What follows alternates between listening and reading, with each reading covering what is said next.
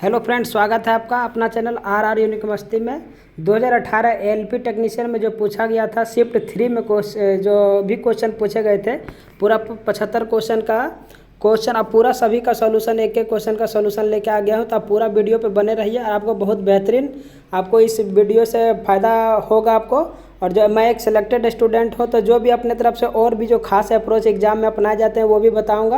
और ख़ास करके एक एक क्वेश्चन में जो अलग तरह से क्वेश्चन पूछे जाते हैं उसमें क्या आपका अप्रोच रहना चाहिए एग्जाम में, तो वो सभी तरह के बात करेंगे। तो पूरा वीडियो को जरूर देखिएगा। आपसे रिक्वेस्ट है कि ज़रूर देखें पूरा वीडियो, और अच्छा लगे तो लाइक शेयर से ज़रूर कीजिएगा।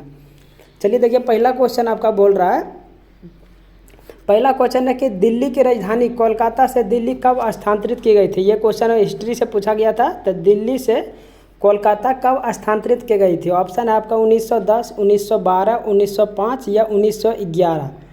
क्वेश्चन था आपका कि दिल्ली कोलकाता से कहाँ राजधानी ले गया था? तो दिल्ली। तो इसका जो राइट आंसर हो जाएगा वो क्या हो जाएगा? आप जानते हैं ये बहुत बार पूछा गया क्वेश्चन है। तो 1912 ईस्वी में क्या हुआ था? कोलकाता से आपका कहाँ ले गया था राजधानी? दिल्ली में। ये कब हुआ था? 1912 ईस्वी में। और देखिए, बंगाल विभाजन को 1912 में क्या क्या हुआ था आप ध्यान रखेंगे। जो 1912 में है विधिवत रूप से मतलब कानूनी रूप से जो है वो कोलकाता से राजधानी कहाँ ले गया था? कहाँ ले गया? दिल्ली को ले गया। और क्या हुआ था 1912 में ही? 1912 में ही 1 अप्रैल, आप ध्यान रखेंगे ये भी पूछा गया है, 1 अप्रैल 1912 में ही क्या आपका बंगाल से बिहार को भी अलग किया गया था। कब? 1 अप्रैल 1912 में ही बंगाल से क्या हुआ? बिहार को अलग कर दिया गया था। तो ध्यान रखेंगे 1912 के बारे में, ये बहुत इंपॉर्टेंट डेट है, ज़रूर इसको आप ध्यान में रखेंगे। और जहाँ तक बात रही हिस्ट्री का, तो हिस्ट्री देखेंगे पूरा 75 क्वेश्चन देखिए, 2-3 क्वेश्चन से ज़्यादा नहीं पूछा जाता, मैक्सिमम 3-4, इससे ज़्यादा नहीं। तो आप ओल्ड क्वेश्चन या हिस्ट्री या मॉडर्न हिस्ट्री पर इतना ज़्यादा ध्यान नहीं देंगे। सिर्फ और सिर्फ अगर आपको बनाना है तो करेंट अफेयर पर ज़्यादा अप्रोच करेंगे, क्योंकि ये सब क्वेश्चन तो जनरली जो स्टूडेंट तैयारी कर रहे हैं वो तो बना ही देते हैं क्वेश्चन। देखिए नेक्स्ट क्वेश्चन आपका है रीजनिंग से। देखते हैं नेक्स्ट क्वेश्चन क्या है। दिया गया है कि दिए गए तर्क पर विचार करें और तय करें कि दिए गए अनुमानों में से कौन सा निहित है। देखिए तर्क और अनुमान, पहला जो तर्क है आपका, एक चुनाव के दौरान विपक्षी दलों ने कहा पिछले 5 वर्षों में कीमतों में वृद्धि को देखें। एक चुनाव में जो है वो विपक्षी पार्टी क्या बोला है कि पिछले 5 वर्ष में जो कीमत में वृद्धि हुई है उसको आप देखें। ये तर्क दे रहा है। मान्यता क्या होगा उसके बारे में, क्या क्या हो सकता है इस लाइन के बारे में, पिछले 5 वर्षों में कीमतों को वृद्धि को देखें। इस बार हमारे दल को सत्ता में मौका दें, मतलब यही नहीं बोल रहा है कि भाई पिछला जो सरकार था वो कीमत में वृद्धि को कंट्रोल नहीं कर पाया, इस बार क्या होता है ये तो हो सकता है, क्योंकि इस बार हमको मौका दीजिए, हम जरूर कम करने को उसमें कम करेंगे कीमतों को। अगला है ये ऑप्शन मान्यता, दूसरा नंबर, यदि आप सत्ता के लिए इसी दल को दोबारा चुनेंगे तो कीमतें बढ़ती रहेगी। ये भी बात है कि अगर अभी बढ़ रही है तो वो आगे भी क्या होगा, अगर यही दल को आप मौका देंगे तो ये भी क्या हो जाएगा, कीमतें बढ़ती ही रह जाएगी। तो आपका क्या हो जाएगा यहाँ पर, दोनों आपका यहाँ पर क्या हो जाएगा, जो मान्यता है वो दोनों क्या है, दोनों का दोनों मान्यता आपका सही है। दोनों का दोनों मान्यता क्या है आपका सही है। तो क्या हो जाएगा, ऑप्शन नंबर डी जो है वो क्या हो जाएगा, राइट आंसर हो जाएगा। तो ये सब क्वेश्चन को आप आराम से पढ़ें और बहुत आराम से ये आंसर देना, ही तो गलत बहुत जल्दी हो जाता है ये सब क्वेश्चन, आप ध्यान रखेंगे। अगला क्वेश्चन है, देखिए ये थोड़ा सा यूनिक टाइप का क्वेश्चन है। देखिए, निम्न संख्याओं में से संयुक्त संख्या कौन सी नहीं है? संयुक्त संख्या के बारे में पूछ रहा है। संयुक्त संख्या देखिए उसको बोला जाता है, और आपसे एक भी जैसे संयुक्त संख्या, देखिए नया वर्ड आपको लग रहा है ना, अगर इससे अभी कभी घबरा जाएंगे तो इंग्लिश में भी क्वेश्चन रहता है, आपको ज़रूर वहाँ पे देखना है, इंग्लिश में भी जाके देख लेना है। वहाँ आपको ओरिजिनल जो है वो इस संयुक्त संख्या का आपको क्या होगा मतलब पता चल जाएगा। तो आप ज़रूर ध्यान रखेंगे कि इंग्लिश में भी अगर जो समझ में ना आए हिंदी, वो इंग्लिश में देख लेंगे आप। संयुक्त संख्या उसको बोलते हैं, आप ध्यान रखिएगा, जिसका 2 या 2 से अधिक, जिसका 2 या 2 से अधिक गुणनखंड होगा ना, 2 या 2 से अधिक गुणनखंडन होगा, वो क्या हो जाएगा आपका संयुक्त संख्या है। तो यहाँ पे देख लीजिए, जैसे ऑप्शन सही इसमें करना पड़ेगा। तो देखिए 209 को आप कैसे कैसे तोड़ सकते हैं, 209 को आप 1 गुना, क्योंकि जानते हैं एक तो सभी में रहता है, 1 गुना 11 गुना 19, अब 11 गुना क्या हो जाएगा 19, तो इसका क्या हो जाएगा 209 का हो जाएगा। और बात करेंगे अगर 109 का, 109 को आप तोड़ेंगे तो क्या हो जाएगा आपका 109 को तोड़ेंगे तो देखिए 109 को आप तोड़ के देखिए, अब कोई भी संख्या में नहीं आएगा। 109 जो है ऑप्शन नंबर 2 ही वो किसी संख्या का क्या होता है, गुणनखंडन नहीं है। वो एक तो जानते सभी का होता है, तो एक का वैल्यू नहीं माना जाता है, लेकिन एक से ज़्यादा होना चाहिए। जैसे देखिए 11 गुना 19 कर रहे हैं तो वो क्या आ रहा है, 209 आ रहा है। उसी तरह 203 है ना, 203 को आप 7 गुना 29 करेंगे तो वो क्या आ जाएगा आपका 203। तो यहाँ पे देखिए 2 गुणनखंड है। मैं बोला था इसका जो संयुक्त संख्या का डिस्क्रिप्शन बोलता है कि 2 या 2 से अधिक, कम से कम तो 2 होना ही चाहिए। 161 का भी आप जानते हैं 161 को कितना, 23 सत्ते 161 हो जाता है। 23 को आप अगर 23 को 7 से मल्टीप्लाई करेंगे तो कितना आ जाएगा, 161 आ जाएगा। यहाँ पे 161। तो इसमें से सिर्फ और सिर्फ कौन सा आंसर आप देख पा रहे हैं कि 109 जो है आपका सिर्फ और सिर्फ कितना है, 2 ही गुणनखंड, सॉरी 1 ही गुणनखंडन है। जो 1 गुना 109 मतलब 1 को तो सभी में रहता है, तो इसका सिर्फ क्या है, 1 ही गुणनखंडन है। तो आप इसका कौन सा आंसर हो जाएगा, ऑप्शन नंबर बी, जिसको संयुक्त संख्या। संयुक्त संख्या मतलब क्या होता है, कम से कम 2 संख्या से मिला हो, उसी को ना संयुक्त संख्या बोलेंगे। हिंदी में मतलब वही हुआ। तो इस तरह का आपको नया वर्ड से भी आपको फंसा सकता है, तब ध्यान रखेंगे। लास्ट टाइम बहुत पूछा गया था। अगला है आपका देखिए क्वेश्चन, अगला क्वेश्चन है देखिए 4 नंबर में बोल रहा है आपका कि इसमें एक वेन आरेख है, वेन डायग्राम दिया हुआ हमको कि ये है आपका कौन वेन डायग्राम दिया है, ये है आपका कबड्डी वाला, ये है फुटबॉल और ये है क्रिकेट। जिसमें से क्या है, कबड्डी, फुटबॉल, क्रिकेट। ये तो ऑप्शन दे ही रहा है। क्वेश्चन देखते हैं कि इसमें क्या दिया हुआ है। क्वेश्चन का बात करेंगे तो क्वेश्चन बोल रहा है कि ऊपर के वेन डायग्राम के अनुसार क्रिकेट, फुटबॉल के साथ तीनों क्षेत्र में भाग लेने वाले छात्रों की कुल संख्या निम्न में से कौन सा है। बोल रहा है क्रिकेट फुटबॉल तो खेलता ही है, यहाँ पर देख लीजिए आप, क्रिकेट फुटबॉल तो खेल ही रहा है, लेकिन क्रिकेट फुटबॉल के साथ तीनों कौन खेल रहा है। मतलब देखिए आप फुटबॉल और क्रिकेट ये दोनों में कॉमन है, लेकिन तीनों कौन खेल रहा है। तो देखिए भी, तो अब देख लीजिए यहाँ पे जो भी है वो क्या कर रहा है, क्रिकेट भी खेल रहा है, फुटबॉल भी खेल रहा है, क्योंकि ये दोनों में कॉमन है। देख लीजिए भी। एस आप देखिए गौर से, एस देखिए क्रिकेट में भी कॉमन है, कबड्डी में भी कॉमन है और फुटबॉल भी कॉमन है। तो इसका जो देख लीजिए कि फुटबॉल, क्रिकेट और कोई है, क्यों नहीं हो सकता, क्योंकि कबड्डी और फुटबॉल हो जाएगा। टी नहीं हो सकता क्योंकि कबड्डी और क्रिकेट हो जाएगा। आर तो ओनली कबड्डी है। तो यहाँ पर देख सकते हैं कि फुटबॉल क्रिकेट है, क्रिकेट फुटबॉल के साथ तीनों में है, तो कौन सा हो जाएगा, भी। तो देखिए आपका क्या है, क्रिकेट और फुटबॉल खेल रहा है, लेकिन जो एस है आपका, आप देख पा रहे होंगे जो एस है आपका वो क्या है, तीनों में कॉमन है। तो इसका राइट आंसर क्या हो जाएगा, भी प्लस एस। भी प्लस एस जो है वो क्या है, तीनों में कॉमन है। तो देखिए ऑप्शन में आपका है एस प्लस भी। देखिए यहाँ डी नंबर में ऑप्शन आपका दिया हुआ है, डी नंबर में ऑप्शन क्या है, एस प्लस भी। ये आपका क्या है, आंसर हो जाएगा। 5वां नंबर क्वेश्चन का बात करेंगे आप। 5 नंबर क्वेश्चन देखिए आपका लिखा हुआ है। 5 नंबर का क्वेश्चन को आप चाहें तो छोड़ सकते हैं, क्योंकि ये क्वेश्चन में क्या है, पूरा पटांग टाइप का है। आप समझ सकते हैं कि इतना डिस्क्रिप्शन में जब तक पढ़िए आप तो क्या होगा, 2-3 क्वेश्चन बना देंगे। तब मैं आपसे भी रिक्वेस्ट करूंगा इस क्वेश्चन को छोड़ ही दीजिए, क्योंकि ये बहुत टफ भी क्वेश्चन है और बहुत ही अटपटांग टाइप का ये क्वेश्चन है, तब इसको आप स्किप कर सकते हैं। 6 नंबर क्वेश्चन देखिए आपका है कि 6 फरवरी 2018 में केरल के मुख्यमंत्री कौन थे। देखिए ये उस समय का करंट अफेयर था, आपको करंट अफेयर जरूर ध्यान रखना है। तो इस समय जो है आपको करंट अफेयर पर ध्यान रखेंगे और उसका आंसर आप करेंगे। अगला क्वेश्चन आपका देखिए, एक सेकेंड, अगला क्वेश्चन है आपका अगला क्वेश्चन बोल रहा है, हाँ 7 नंबर देखिएगा आप।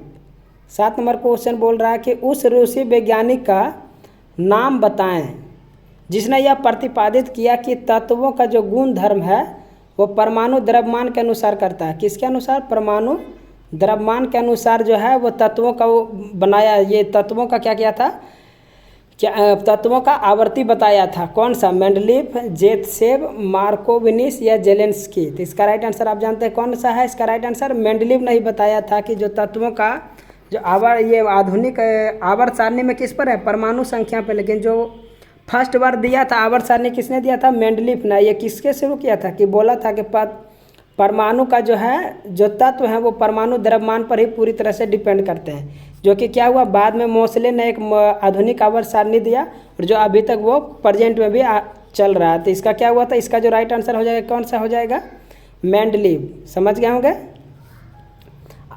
अगला क्वेश्चन देखिए, वर्ष 2017 में भारत के नियंत्रक महालेखा परीक्षक ये भी आपका करेंट अफेयर से क्वेश्चन है। तो नियंत्रक महालेखक पूछा गया है, तो इस टाइम जो होगा वो आपको बताना पड़ेगा।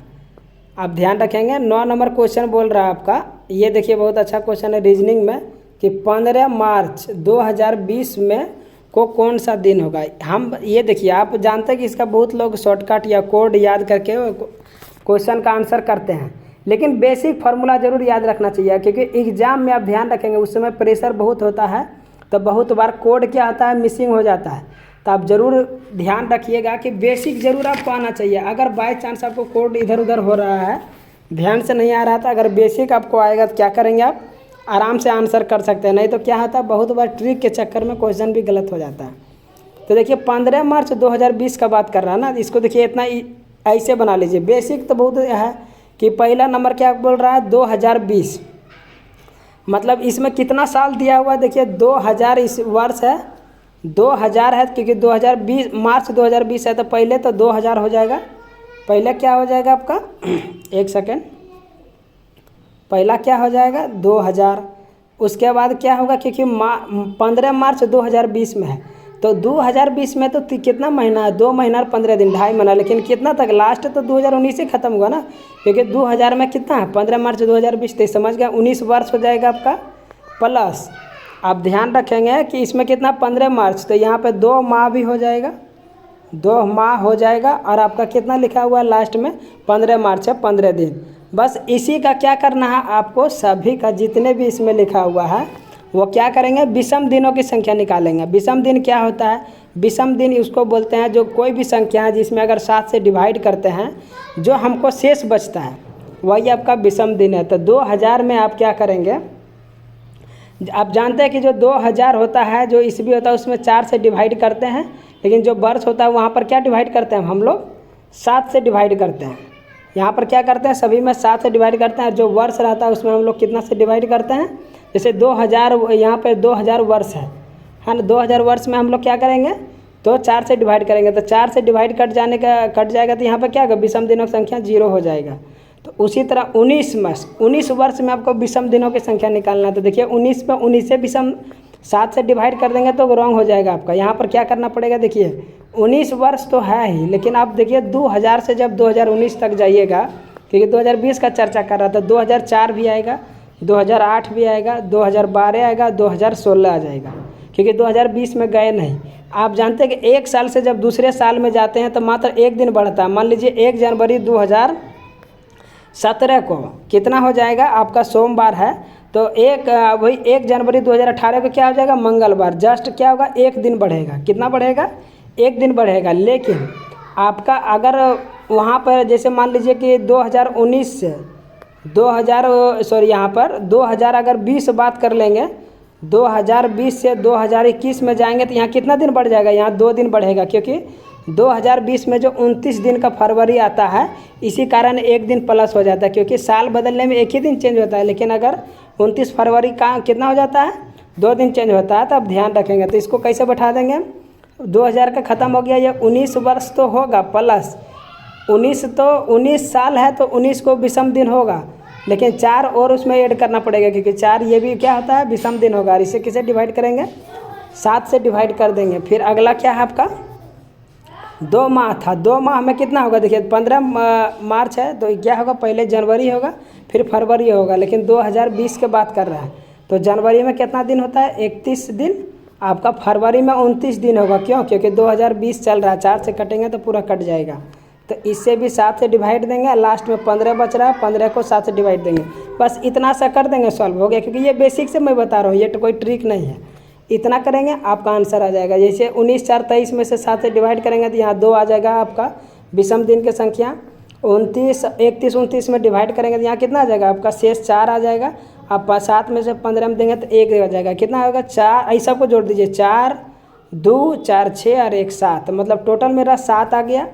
और जितना भी संख्या आया उसमें भी किससे डिवाइड कर देना है 7 से डिवाइड कर देना है, मतलब क्या आ जाएगा यहाँ पर फाइनली मेरा 0 आ जाएगा। बस एक को जनरली कोड याद रखना है आपका, Sunday Monday Tuesday Wednesday Thursday Friday Saturday, इसके बस 0 1 2 3 4 याद रखना है। इसका 0 होता है 1 2 3 4 5 6, इसको रटने की कोई ज़रूरत नहीं है। बस आपको संडे से 0 से शुरू करना। अभी मेरा कितना आया था विषम जनक संख्या 0, तो आपका 0 में कौन होगा? संडे। तो 15 मार्च 2020 को कौन सा दिन हो जाएगा? संडे हो जाएगा। एक बार और रिपीट करके वीडियो देख लीजिएगा और अच्छा, क्योंकि बेसिक आप ज़रूर जानिए, बेसिक आपके लिए बहुत ज़रूरी है। अगला क्वेश्चन आपका, निम्न में से कौन सा एक असंतृप्त हाइड्रोकार्बन है? ब्यूटेन, एथाइन, पेंटेन और आपका ethyne, propane. Butane, pentane, ethyne, propane, इसमें से पूछ रहा असंतृप्त हाइड्रोकार्बन कौन सा है?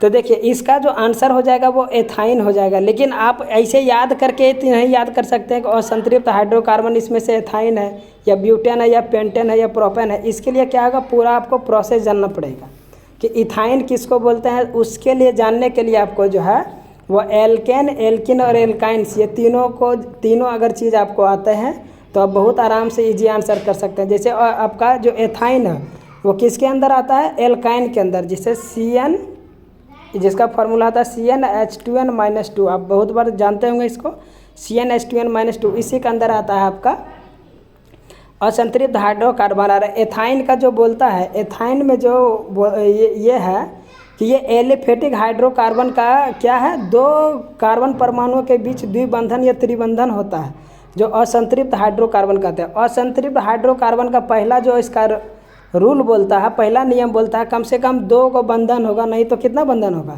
त्रिबंधन होगा। कार्बन के बीच कितना होगा? 2 कार्बनों के बीच 2 या तो 3 बंधन होगा। तो जिसमें आपको ध्यान रखना, उसी को असंतृप्त हाइड्रोकार्बन बोलते हैं। तो जो आपका इथाइन या जो आप फॉर्मूला होता है इसका याद रखेंगे, CnH2n होता है। आपका क्या हो जाएगा, सॉरी, ये जो आपका हो जाएगा, इसका फॉर्मूला जो होता है आपका C2, ध्यान रखेंगे C2H4, C2 और H4 हो जाएगा। क्या हो जाएगा? C2 और H4, इसका एथाइन का फॉर्मूला होता है C2H4। तो देखिए फार्मूला से आपको बहुत ज़्यादा यहाँ पर अब 2 बंधन का मैं बात बोला हूँ ना, तो कार्बन का वैलेंसी कितना होता है? आप जानते हैं कार्बन का वैलेंसी 4 होता है। वैलेंसी कैसे निकालते हैं? किसी भी तत्व का जो सबसे आउटर सेल में, सबसे बाहरी सेल में जो परमाणु रहते हैं उसको हम क्या बोलते हैं? सबसे बाहरी सब सेल में, उसको बोलते हैं हम लोग वैलेंसी, संयोजकता, मतलब दूसरे से कितना जुड़ सकता है। तो कार्बन का कैसे निकालते हैं संयोजकता? पहले थोड़ा ये भी मैं आपको बता देता हूँ, वैलेंसी कैसे निकालता है, जिसको संयोजकता बोलता है। अगर ये चीज़ आप जानते हैं तो बहुत ईजी आप आंसर कर पाएंगे। संयोजकता मतलब जैसे हम कार्बन का महीना भी बोल दिया 4, कैसे होता है? तो सबसे पहले कार्बन का आपको बात कर रहे थे कि संयोजकता आपको बहुत ज़्यादा ज़रूरी है जानना। तो संयोजकता आप कैसे निकालेंगे? संयोजकता जो वैलेंसी आपके बहुत ही इम्पोर्टेंट, ये है आपका पीरियोडिक टेबल का है। अगर वैलेंसी आप अच्छे से जानते हैं तो बहुत सारा क्वेश्चन का आप आंसर दे पाएंगे। देखिए वैलेंसी निकालने का बस आप जानते हैं कि कितना तरह के सेल होते हैं, JKLM, ये आपका क्या होता है? सेल होते हैं। ये क्या होता है आपका? इसमें कितना होता है? 2, 8, 18, 32। यही आप बस इतना आप जानते हैं, बस आप आराम से निकाल दीजिए। इसके दो रूल होता है, उसको भी आप ध्यान रखेंगे। पहला क्लियर रूल होता है कि अगर जो बाहरी सेल में आपका 1, 2, 3 और 4, अगर आउटर सेल में 4 है तो उसका वैलेंसी कितना हो जाएगा? संयोजकता भी आपका जो आपका आउटर सेल का संख्या का इलेक्ट्रॉन होगा वही आपका वैलेंसी हो जाएगा। लेकिन उसका हो जाएगा 5, 6, 7। अगर 5, 6, 7 हो गया तो उसका जो, क्योंकि 8 नहीं हो सकता, 8 हो जाएगा तब तो ऑक्टेटिव पूरा हो जाएगा, तो उसका वैलेंसी, जिसका भी आउटर संख्या 8 हो जाता है उसका वैलेंसी सीधा क्या हो जाएगा? 0 हो जाएगा, क्योंकि वो किसी के साथ क्या होगा? संयोजकता नहीं करेगा। 8 तो उसका कंप्लीट हो गया। तो आपको क्या ध्यान रखना है कि 5, 6 अगर 7 हुआ तो बस आपको क्या ध्यान रखना है? 5, 6, 7 हुआ तो आपको 8 में से घटा देना है। अगर 5 हो जाएगा आउटर सेल में तो 8 में से 5 घटा देंगे तो उसका भी वैलेंसी कितना आ जाएगा? 3 आ जाएगा।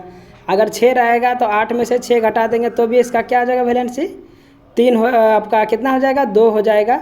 जिस तरह मैं देखिए उसका मैं शॉर्टकट भी रखा हूँ, तो आप ज़रूर उसको ध्यान रखिएगा। देखिए यहाँ पे इसका जो रूल क्या बोलता है, रूल देखिए आपका है कि जिसका भी इलेक्ट्रॉन वैलेंसी क्या होता है, वैलेंसी आप ध्यान रखेंगे कि 1, 2, 3, 4 जिसका भी रहेगा, 4 रहेगा जिसका भी 1, 2, 3, 4, तो वहाँ क्या करेंगे, वही उसका वैलेंसी हो जाएगा। लेकिन वैलेंसी उसका 5, 6, 7, 8 हो गया, तो उसको क्या करेंगे, वैलेंस में से क्या करेंगे, घटा लेंगे। जैसे मैंने बोला था कि अगर 8 हो जाएगा, लास्ट में 8 हो जाएगा, जैसे देखिए ऑर्गन का यहाँ पे ले लीजिए, एग्जाम्पल के साथ समझिएगा तो ज़्यादा हो जाएगा अच्छा। क्योंकि देखिए आपका ऑर्गन का कितना होता है परमाणु संख्या, आप जानते हैं ऑर्गन का आपका 18 होता है आर्गन का। तो उसको कैसे लिखेंगे, आर्गन का 18 होता है तो इसको 2 लिखेंगे सबसे पहला सेल में, फिर 8 लिखेंगे, 2, 8, 8 और लास्ट में कितना बचा है, क्योंकि लास्ट का कोई मतलब जितना भी रहा लास्ट में डाल देना। तो 2, 8, 10 हो गया और 1, 8 हो गया, 18। तो टोटल कितना हो जाएगा 18, लेकिन लास्ट में कितना आपका 8। तो ये क्या है, इसका ऑक्टेट पूरा है, 8 पूरा है। तो अगर यहाँ पे ऑक्टेट जब पूरा रहेगा तो उसी तरह ऑर्गन का देखिए 2, 8, 8 लिखा हुआ, तो इसका मतलब वैलेंसी कितना हो जाएगा आपका 0 हो जाएगा। उसी तरह सिलिका आप देख लीजिए किसी का भी, जैसे क्लोरीन का बहुत फेमस है, क्लोरीन का कितना था परमाणु संख्या 17। अगर 17 होता है तो सबसे पहले हम क्या बोले थे कि 2, इसमें से बस 2 ही लेके 2, 8, 18 और 32, यही रूल है। तो 17 को कैसे लिखेंगे, पहले तो 2 देंगे, उसके बाद दूसरा सेल में दे देंगे 2, 8 हो गया, 10 हो गया। अब कितना मेरे पास बच रहा 7, तो सीधा 7 लिख देंगे। लेकिन क्या वैलेंसी 7 हो जाएगा, नहीं। आपको क्या करना है, मैंने बोला था रूल है इसका कि 5, 6, 7, 8 आए तो 8 में से घटा देना था, 8 में से 7 घटा देंगे तो इसका कितना आ जाएगा वैलेंसी 1 आ जाएगा। कितना इसका वैलेंसी आएगा, तो आपका जो क्लोरीन का वैलेंसी कितना होगा 1 हो जाएगा। उसी तरह देखिए ये वाला हाइड्रोजन का यहाँ बात करेंगे। देखिए हाइड्रोजन का ये वैलेंसी आपका, ये इलेक्ट्रॉनिक कॉन्फ़िगरेशन है, मतलब इलेक्ट्रॉनिक विन्यास। हाइड्रोजन का 1 है तो यहाँ पर भी वैलेंसी कितना है 1 लिखा हुआ है। हीलियम का यहाँ पर देखिए परमाणु संख्या कितना होता है 2, तो इसका वैलेंसी भी देखिए यहाँ पे 1, ये क्या है, मैंने क्या बोला है कि 2, 8, 18, 32, ये ज़रूर ध्यान में रखेंगे। 2, 8, 18, 32, ये अगर जिसमें रहेंगे ये क्या होगा, जिसका भी ऑक्टेट तो 8 पूरा रहता है वो तो ठीक है, लेकिन जिसका भी 2 भी रहे, जैसे हीलियम जो है आपका अक्रिय गैस है, मतलब किसी के साथ क्या करता है ये आपका संयोजकता इसका कितना हो जाता है, इसका भी संयोजकता 0 होता है। आप इसका ये एक्सेप्शन केस है, जरूर ध्यान रखेंगे। हीलियम 2 है तो इसका संयोजकता कितना है 0, क्योंकि ये किसी से रिएक्शन नहीं करता है। लिथियम का बात करेंगे तो लिथियम का कितना होता है 3 होता है। 3 को कैसे लिखेंगे, 2 तो हो गया पहला सेल में, दूसरा में अब 1 ही बच रहा है, तो लास्ट आपका जो 1, तो वही क्या हो जाएगा इसका वैलेंसी हो जाएगा। तो आप समझ गएंगे, आप रिपीट कर भी वीडियो देख लीजिएगा। जैसे कार्बन का मैं बता रहा था, कार्बन का कितना होता है 6, तो कार्बन का कैसे लिखेंगे, अगर परमाणु संख्या 6 होता है तो वैलेंसी निकालना है, तो पहले 2 देंगे, उसके बाद 2 के बाद कितना बचता है इसका 4, क्योंकि 6 तो इलेक्ट्रॉन ही होता है, तो लास्ट में इसका वैलेंसी कितना हो जाएगा 4 ही होगा। क्योंकि मैंने जो रूल क्या बोलता है 5, 6, 7, 8, अगर आउटर सेल में इतना लास्ट में आते हैं तो 8 में से घटाना, लेकिन 1, 2 और 3, 4 इसमें अगर आते हैं तो यही आपका क्या हो जाएगा वैलेंसी हो जाएगा। तो आप समझ गए, आपको बहुत विस्तृत रूप से मैंने बताने का कोशिश किया। चलिए फिर से क्वेश्चन पे चलते हैं। आपका फिर से क्वेश्चन है, आपका देख लीजिए। क्वेश्चन है यहाँ पे, 1 सेकेंड, ये दूसरा आ गया है, मैं कितना नंबर पे था, 1 सेकेंड चलता हूँ क्वेश्चन पे मैं फर्स्ट। हाँ आ गया आपका। ये वैलेंसी मैंने यहाँ पर आपको बता रहा था कि इनमें से कौन सा असंतृप्त हाइड्रोकार्बन है, तो मैंने बता दिया कि जब भी 2 कार्बन के बीच मिनिमम अगर 2 बॉन्ड होगा या 2 से अधिक होगा तो वो क्या हो जाएगा असंतृप्त हाइड्रोकार्बन हो जाएगा। तो यहाँ पे इथाइन का आपको फॉर्मूला होना चाहिए, जानना चाहिए, तो C2H2 होता है। तो इसको आप अगर लिखेंगे तो कैसे लिखेंगे, 2 कार्बन यहाँ सबसे पहले दे देंगे आपको, 2 कार्बन हो गया और 2 गो हाइड्रोजन है तो दोनों का 1-1 हाइड्रोजन दे दीजिए आप। क्योंकि इसका वैलेंसी कितना होता है आप जानते हैं, कार्बन का जो वैलेंसी होता है वो कितना होता है 4 होता है। क्योंकि ये 4 को क्या बनाएगा, 4 को है तो 4 को ये बॉन्ड भी तो बनाएगा, तो 1 हाइड्रोजन के साथ बना लिया ना, और लेकिन 1 अभी क्या है 1 ही इसके साथ बनाया है, तो 2 यहाँ क्या बनाएगा, यहाँ पर अभी क्या करेगा आपका 2 इधर से भी बना लेगा। तो यहाँ पे क्या हुआ 1 और 1 2 ही हुआ, लेकिन क्या कंप्लीट हो गया नहीं, कि वैलेंसी इसका 4 होता है तो 1 और बनाएगा, कार्बन साथ के साथ क्या करेगा 1 और बना लेगा, तो क्या आ जाएगा C2H2 वाला फॉर्मूला क्या हो जाएगा करेक्ट हो जाएगा। तो इसमें क्या मैंने बोला था, असंतृप्त हाइड्रोकार्बन उसको बोलते हैं जिसमें या तो द्विबंधन होगा या तो त्रिबंधन होगा, तो वो क्या हो जाएगा आपका असंतृप्त हाइड्रोकार्बन। समझ गए होंगे, बहुत विस्तृत से मैंने बता दिया इसको। ये तो बहुत बच्चा वाला क्वेश्चन हो गया कि एलसीएम क्या होता है। एलसीएम 16, 28, 42 का अब बच्चा तरीका से भी निकालना चाहेंगे तो निकाल देंगे, अगर बड़ा तरीका से भी निकालना चाहेंगे तो निकाल देंगे, लेकिन अब जैसे भी आपको अच्छा लगता है। ये तो एलसीएम है, इसको छोड़ ही देता हूँ मैं। आप जस्ट क्या करें एलसीएम निकाल दें, जो इसका आंसर आ जाएगा वो क्या करें, आपका आंसर कर दे। ये तो बहुत छोटा क्वेश्चन हुआ। नेक्स्ट क्वेश्चन देखिए आपका है, नेक्स्ट क्वेश्चन बहुत अच्छा है, 12 नंबर पढ़िए आप।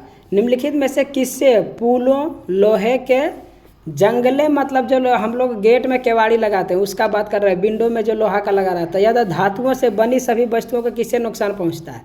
सीधा सीधे क्वेश्चन पूछ रहा है कि जो लोहा से बना हुआ चीज़ है वो कौन नुकसान पहुंचाता है, पुराना होना दिक्कत होता है, चयन या अमलता या जंग। तो सबसे इसमें कौन है, जंग तो ही लग जाता है, क्योंकि तब तक हम लोग उस पर क्या करते हैं, बहुत तरह के पेंट करते हैं उस पर ताकि जंग से बचा जाए। तो सबसे बड़ा उसका जो खतरा है कौन सा है, जंग लगना। ये बहुत अच्छा क्वेश्चन था।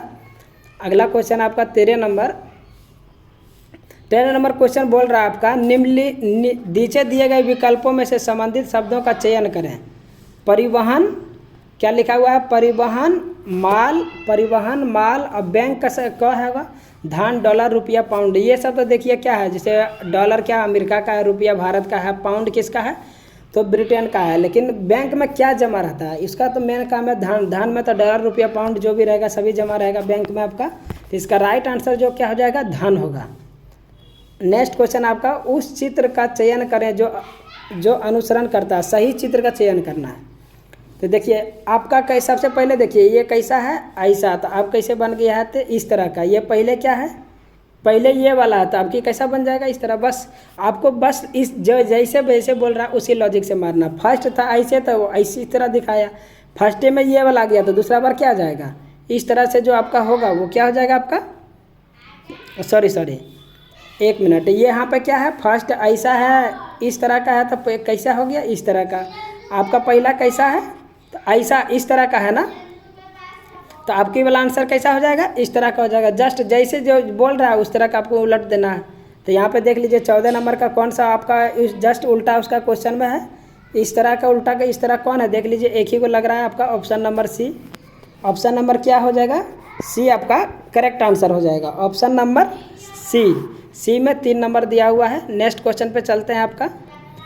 नेक्स्ट क्वेश्चन आपका 15 नंबर है कि MIZZLY को ZIMYLZ लिखा जाता है, तो उसी फजल को इस तरह लिखा जाता है, तो इसी कोड को कैसे लिखा जाएगा। देखिए बहुत इजी है, हर 3 वर्ड को पकड़िए आप।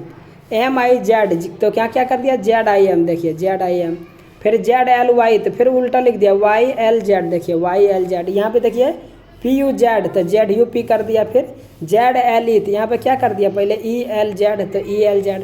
उसी तरह 4 को दिया आपको, BUZZWORD, यहाँ 3 था आपको, यहाँ 4 को पूछ दिया है। तो कुछ ना करेंगे हम लोग भी, क्या करेंगे 4 को उलट देंगे। क्या करेंगे, 3 का उलट रहा था, उल्टा कर रहा है, हम लोग 4 को, तो 4 को भी उलट देंगे। तो यहाँ पे चलेंगे पहले Z, तो यहाँ पे 4 को जोड़ा बना लीजिए। क्या करिए आप, 4 को जोड़ा बना लीजिए, BUZZ, तो यहाँ पे जस्ट उल्टा करेंगे ZZUB, तो यहाँ पे देखिए एक ही ऑप्शन में तो दिख रहा है ZZUB। आपका DROW, तो यहाँ भी करेंगे DROW। बस इसमें ज़्यादा सोचना नहीं है, जैसे जैसे बोलता है फॉलो करना है, आपको आंसर आपका क्या हो जाएगा, आंसर आ जाएगा। चलिए नेक्स्ट क्वेश्चन आपका है 16 नंबर क्वेश्चन आपका है 16 नंबर क्वेश्चन बोल रहा है आपका कि 30 आदमी एक काम को प्रतिदिन 8 घंटे कार्य करके 16 दिनों में समाप्त कर सकते हैं। उसके बाद इसी कार्य के दोगुने एवं अन्य कार्य को 10 दिनों में प्रतिदिन 12 घंटे कार्य करके समाप्त करने के लिए कितने आदमियों की आवश्यकता होगी। देखिए आप इसको जस्ट फार्मूला पे सेट कर देना कि 30 आदमी, इसका फार्मूला क्या होता है आप जानते होंगे।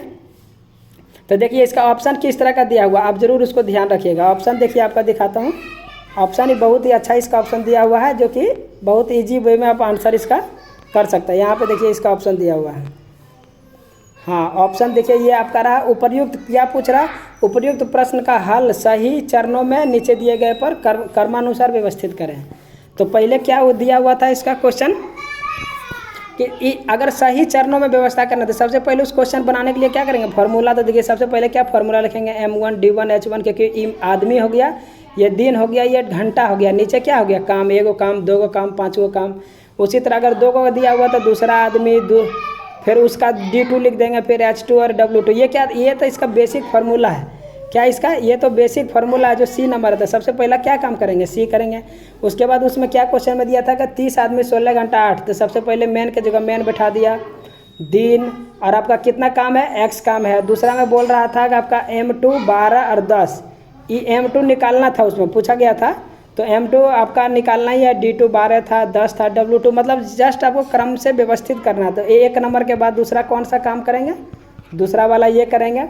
उसके बाद ये दोनों हो जाने के बाद क्या करेंगे, M2 बराबर निकाल लेंगे, तो ये क्या हो जाएगा आपका तीसरा नंबर हो जाएगा, और लास्ट में चौथा बराबर M2 बराबर हमको वेरीफाई हो जाएगा। तो पहले कौन आएगा, सबसे पहले ऑप्शन में C आएगा, उसके बाद BA, तो कौन सा आएगा देखिए C सबसे पहले आना है आप किसको, CBAD, तो आपका सही क्रम क्या हो जाएगा, CBA और लास्ट में आपका D हो जाएगा। बस आपको इसमें यही पूछना था कि कैसे इस क्वेश्चन को बनाइएगा, सब कुछ दिया हुआ था, बना हुआ क्वेश्चन था। चलिए नेक्स्ट क्वेश्चन पर चलते हैं, ये बहुत इजी ही था, आप जान ही रहे हैं कि रक्त का कौन सा घटक भोजन, CO2 और नाइट्रोजन युक्त कचरे का परिवहन करता है। कौन सा घटक ऐसा है जो भोजन का, कार्बन डाइऑक्साइड का और नाइट्रोजन का कचरे का परिवहन करता है। प्लाज्मा, सफ़ेद रक्त कोशिकाएं, रक्त प्लेटलेट्स, लाल रक्त कोशिकाएं। तो कौन सा करता है, इसका कौन सा घटक करता है, ले जाता है, तो आप ध्यान रखेंगे, बहुत ही अच्छा क्वेश्चन है। प्लाज्मा जो है आपका वही क्या करता है, भोजन को भी ले जाता है, CO2 ले जाता है, नाइट्रोजन युक्त सभी तरह का क्या होता है परिवहन का, ये क्या करता है, ले जाता है। और रक्त में क्या है, प्लाज्मा रक्त का अजीवित तरल भाग है। प्लाज्मा क्या है, प्लाज्मा जो है रक्त का अजीवित तरल है। आपसे वो क्वेश्चन पूछा जाता है कि प्लाज्मा कैसा है, जीवित या अजीवित, आप ध्यान रखेंगे ये कैसा है, ये अजीवित है, आप ध्यान जरूर रखेंगे ये कैसा है, अजीवित पदार्थ है, कौन सा, प्लाज्मा। और रक्त में प्लाज्मा कितना % पाया जाता है, ये भी पूछा गया, तो 55% पाया जाता है। कितना प्रतिशत, 55%। इसमें पानी का मात्रा कितना होता है, 90 से 92% पानी होता है, किसमें, प्लाज्मा में। और जो आपका रुधिर में प्लेटलेट्स, रुधिर में जो प्लेटलेट्स बनता है वो कहाँ बनता है, अस्थि मज्जा, आप ध्यान रखेंगे, बड़ी हड्डी जिसको बोलते हैं अस्थि मज्जा। प्लेटलेट्स जो हमारे शरीर में बनते हैं वो कहाँ बनते हैं, तो आपका अस्थि मज्जा में। और रुधिर सबसे जो मेन है, रुधिर का क्या कार्य होता है ये भी पूछा गया है। तो ऑक्सीजन को ले जाना काम होता है, हार्मोन्स का ले जाना है, और उसका शरीर का तापमान का क्या करता है, नियंत्रण करता है, कौन सा, तो ये आपका रुधिर मतलब ब्लड का मुख्य रूप से यही काम है।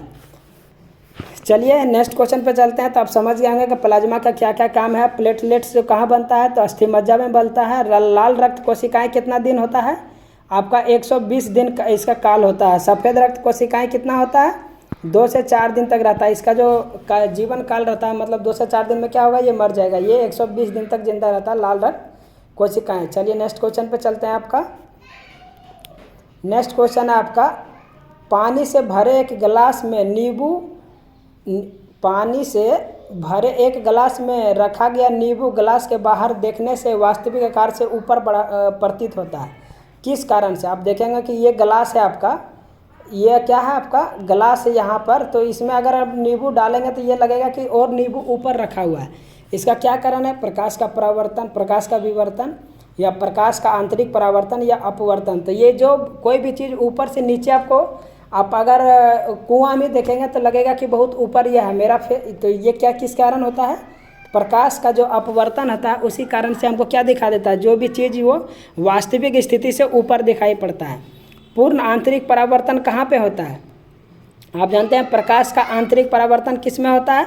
आपको ये बहुत ही फेमस क्वेश्चन है, जो इंटरनेट में आपका आंतरिक परावर्तन कहाँ पर होता है, जो आपका इंटरनेट में जो वायर को पूरा विश्व में क्या है बिछाया गया है, वो किस पर काम करता है, आंतरिक परावर्तन पे काम करता है। अब परावर्तन में, परावर्तन का क्या बोलता है, परावर्तन किसी भी जो है यहाँ पे प्रकाश का परावर्तन का बात कर रहा है, तो यहाँ क्या होता है भी, यहाँ पर क्या होता है I/R, इसका बहुत फेमस फार्मूला है प्रकाश का परावर्तन का। तो जो मेन रूप से आपको एग्जाम्पल सभी के याद रखने हैं, फार्मूला कम पूछेंगे लेकिन आपको उससे क्या करेंगे, उदाहरण ज़्यादा पूछेंगे, जिस तरह कि यहाँ पे पूछा गया था। नेक्स्ट क्वेश्चन पर चलिए। 19 नंबर क्वेश्चन बोल रहा है, द्विघात समीकरण का दिया हुआ है कि एक मूल आपका क्या दिया हुआ है, एक इक्वेशन दिया हुआ है, एक मूल दिया है x = 3, दूसरा मूल ज्ञात करना है। तो इसको निकालने के लिए कुछ नहीं करेंगे कि यहाँ पर क्या फार्मूला था, b² - 4ac, नहीं तो क्या है, एक मूल तो दिया है तो x के जगह क्या रख देंगे, 3 रख देंगे, तो इसे भी निकाल लेंगे, ये ईजी हो जाएगा आपका। तो b² में कितना हो जाएगा, b² - 4ac लिखा हुआ है, बस क्या करेंगे x का मान सिर्फ पुट कर देंगे, बस हो जाएगा। x बराबर 3 है ना, तो यहाँ पे क्या कर देंगे 3 का स्क्वायर। फर्स्ट में क्या हो जाएगा 3 का स्क्वायर माइनस 4 गुना 3 हो जाएगा प्लस के। तो यहाँ हम निकालेंगे तो कितना हो जाएगा 3 तिया 9 और ये 4 तिया 12 प्लस के हो जाएगा। नहीं तो आप क्या करेंगे, आप इधर ले जाइए इस के को। आप अगर इधर कर देंगे तो क्या हो जाएगा माइनस के, यहाँ पे घटाएंगे तो कितना हो जाएगा -3 बराबर माइनस के माइनस से माइनस कट गया, के का मान कितना आ जाएगा, के का मान आपका 3 आ गया। बस क्या करना है, अब 3 तो आ गया तो अब क्या करेंगे, बस इक्वेशन में आपको सेट कर देना है। क्या सेट कर देना है, तो एक्स स्क्वायर और क्या था -4x और के का मान कितना आ गया +3। बस इसको अब क्या करना है, तोड़ देना है। इसको क्या करेंगे, तोड़ देंगे। गुना करने पर 4 आ जाए, 3 आ जाए। तो ऐसा कौन सा वर्ड है, तो देख लीजिए 3 है और यहाँ 1 है, तो देख लीजिए गुना कर देंगे 3 गुना 1 तो आपका क्या हो जाएगा 3 हो जाएगा। 3 और 1 4 कर देंगे तो 3x और 1x रख देंगे। बस इसको क्या करेंगे हम लोग कॉमन ले लेंगे x, तो यहाँ क्या बचेगा x, ये आपका -3 है और -1 है ना, -3 -1 करेंगे तो -4 हो जाएगा। तो यहाँ पे क्या आ जाएगा आपका -3। दूसरा कॉमन ले लेंगे, दूसरा कॉमन -1 यहाँ पे कॉमन ले लेंगे तो क्या बच जाएगा, यहाँ पे x बचेगा और ये आपका क्या हो जाएगा -3, क्योंकि देखिए माइनस माइनस गुना करेंगे तो प्लस यहाँ 3 हो जाएगा। तो एक आंसर क्या आ जाएगा x -1 और दूसरा x -3। तो इसका x बराबर 3 आ जाएगा। कितना आ जाएगा 3, इसका बराबर x बराबर 1 आ जाएगा। ये तो 3 दिया हुआ था, दूसरा कितना माना गया 1, तो इसका जो राइट आंसर हो जाएगा वो क्या हो जाएगा 3 तो पहले से मालूम था, दूसरा मूल कितना आ गया x बराबर 1। तो आप समझ गए होंगे इसका राइट आंसर क्या हो गया 1। बस इसको इसी तरह के इस क्वेश्चन को सॉल्व करना था। इसमें दिया गया है कि 1999 और 1998 में विभिन्न कंपनियों की बिक्री को दर्शाता है। मतलब सैमसंग है, टोशिबा है, HP है और कॉम्पैक है। ये 4 को कंपनी दिया हुआ है आपको, ये 4 कंपनी दिया है, टोशिबा, सैमसंग, HP और कॉम्पैक। मतलब ये क्या है 1999 वाला है, ये 1998 वाला है। क्वेश्चन क्या पूछ रहा है, यदि 1998 में कुल बिक्री 7890 थी, जिसमें 1999 में कितना हो गया 16.5% की वृद्धि हुई थी, तो 1999 में कुल बिक्री लगभग कितना था 98 में। बस देखिए कुछ नहीं करना है, कितना बोल रहा है 7890 था, कितना भी रहे कितना वृद्धि करना है 16.5%। तो 16.5% क्या करेंगे हम, इसको सबसे 16.5% निकाल लेते हैं, कितना होता है भाई। तो 16.5% अगर आप इसको सॉल्व करेंगे तो कितना आ जाएगा 1301.85 आ जाएगा। आप इसको निकालेंगे 16.5% तो 1301.85। अब कुछ नहीं करना, 7800 हमको कितना दिया हुआ भाई 90 और आपका कितना निकला है 1301.85। ये आप क्या करेंगे ऐड कर देंगे इसको। अगर आप ऐड कर देंगे तो कितना आ जाएगा 91.85। इस तरह का जो 91 पॉइंट मतलब 9191.85 आपका ऑप्शन में देखिए क्या दिया हुआ है। बस ऐसे ही निकाल देना था, ये बहुत बड़ा क्वेश्चन नहीं था। ये इस तरह का डराने का कोशिश किया गया था पिछला बार बहुत ज़्यादा, लेकिन आपको उससे डरना नहीं है। तो ये जो 91 किधर है देख लीजिए, ये आपका है क्या है 91.88 आया था 85। तो 91 अप्रॉक्स में आपको आंसर क्या करना है, क्योंकि आंसर भी पूछ रहा है क्या लगभग पूछ रहा था, आप ये आंसर कर देंगे। यहाँ पर ये मत सोचिएगा कि ऑप्शन ही गलत दिया हुआ, लगभग भी पढ़ना आपको क्वेश्चन, या नहीं कि क्वेश्चन गलत सोच के छोड़ दिए, पता चला बाद में कि गड़बड़ हो गया। अगला क्वेश्चन आपका देखिए 21 नंबर, नीचे दिए गए नीचे चयन करें जिसके नीचे दिए कर्म को स्थानित उपयुक्त माना जाता है। देखिए इसको कैसे बनाना है, बहुत इजी तरीका से इसको बनाएंगे आप। देखिए कैसे, देखिए कैसे बनाएंगे आप। पहले क्या क्या दिया हुआ बस हम उसको ध्यान से देखेंगे, पहले क्या क्या कह रहा है बस उससे फॉलो करेंगे और हम करते चला जाएंगे आगे। पहला क्या दिया हुआ इस तरह है, फिर आगे गया, फिर नीचे आया, फिर यहाँ पर क्या आ गया, ये क्या था आपका लेफ्ट में था तो ऊपर चला गया, अब राइट में आ गया तो नीचे चला गया। अब की बार किधर जाएगा देखिए, क्योंकि जब ये इस दोनों का कंपेयरिंग कर दीजिए, देखिए आसान हो जाएगा आपका। ये दोनों को कंपेयर करिए, ऊपर था तो ये किधर आया राइट में, अब नीचे आया तो ये किधर आना चाहिए लेफ्ट में आना चाहिए कि नहीं, एकदम आना चाहिए, क्योंकि ये देखिए ऊपर जब था तो ये राइट में आ गया, अब जब ये आपका नीचे रहेगा तो ये क्या हो जाएगा लेफ्ट में आ जाएगा। तो ऑप्शन नंबर क्या हो जाएगा बी आपका राइट आंसर हो जाएगा। बस इस तरह से क्वेश्चन आपको आंसर करना है, clock wise anti clock wise देख लेना है और आपको क्या करना है आंसर पर क्लिक कर देना है। नेक्स्ट क्वेश्चन है 22 नंबर, ये बहुत आसान क्वेश्चन था कि GST का पूर्ण रूप क्या है। पूछा रहा है कि GST का पूर्ण रूप क्या है, GST का पूर्ण रूप क्या है? जीएसटी क्या बोलते हैं? Goods and service tax. इसका पूरा अगर रूप लिखना चाहेंगे तो goods and service tax, goods and service tax होता है, जिसको बोलते हैं वस्तु एवं सेवा कर। इसको क्या बोला जाता है हिंदी में? गुड्स। गुड्स का हिंदी क्या होता है? वस्तु एवं सेवा कर होता है। तो इसका जो ऑप्शन में कौन सा ऑप्शन में है? वस्तु एवं सेवा कर। तो यहाँ पे फर्स्ट ही ऑप्शन में आपका वस्तु एवं सेवा कर। ये कब लागू हुआ था ये पूछ सकता है। तो 1 जुलाई 2017 में भारत में लागू हुआ था। सबसे पहले किस देश में लागू हुआ था? याद रखिएगा, फ्रांस में लागू हुआ था। कौन सा? जीएसटी हुआ था कब लागू? फ्रांस में हुआ था।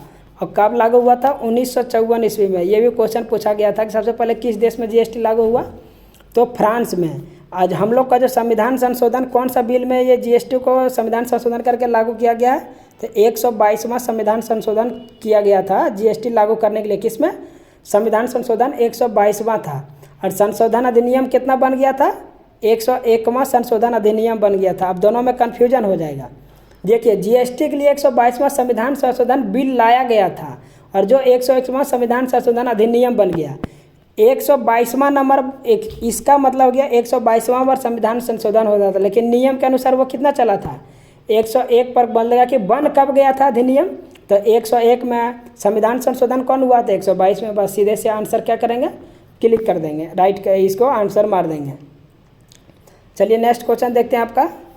नेक्स्ट क्वेश्चन है कि ऊपर से कुछ किताबें रखी हुई, यदि एक किताब ऊपर से 18 नंबर है, मतलब ऊपर से 18 नंबर है, आपका क्या है? एक सेकेंड इधर लिख देता हूँ मैं। ऊपर से 18 नंबर है और नीचे से 5वां स्थान है, तो पूछ रहा कुल कितना किताब है। देखिए, एक ही किताब को क्या कर रहा है?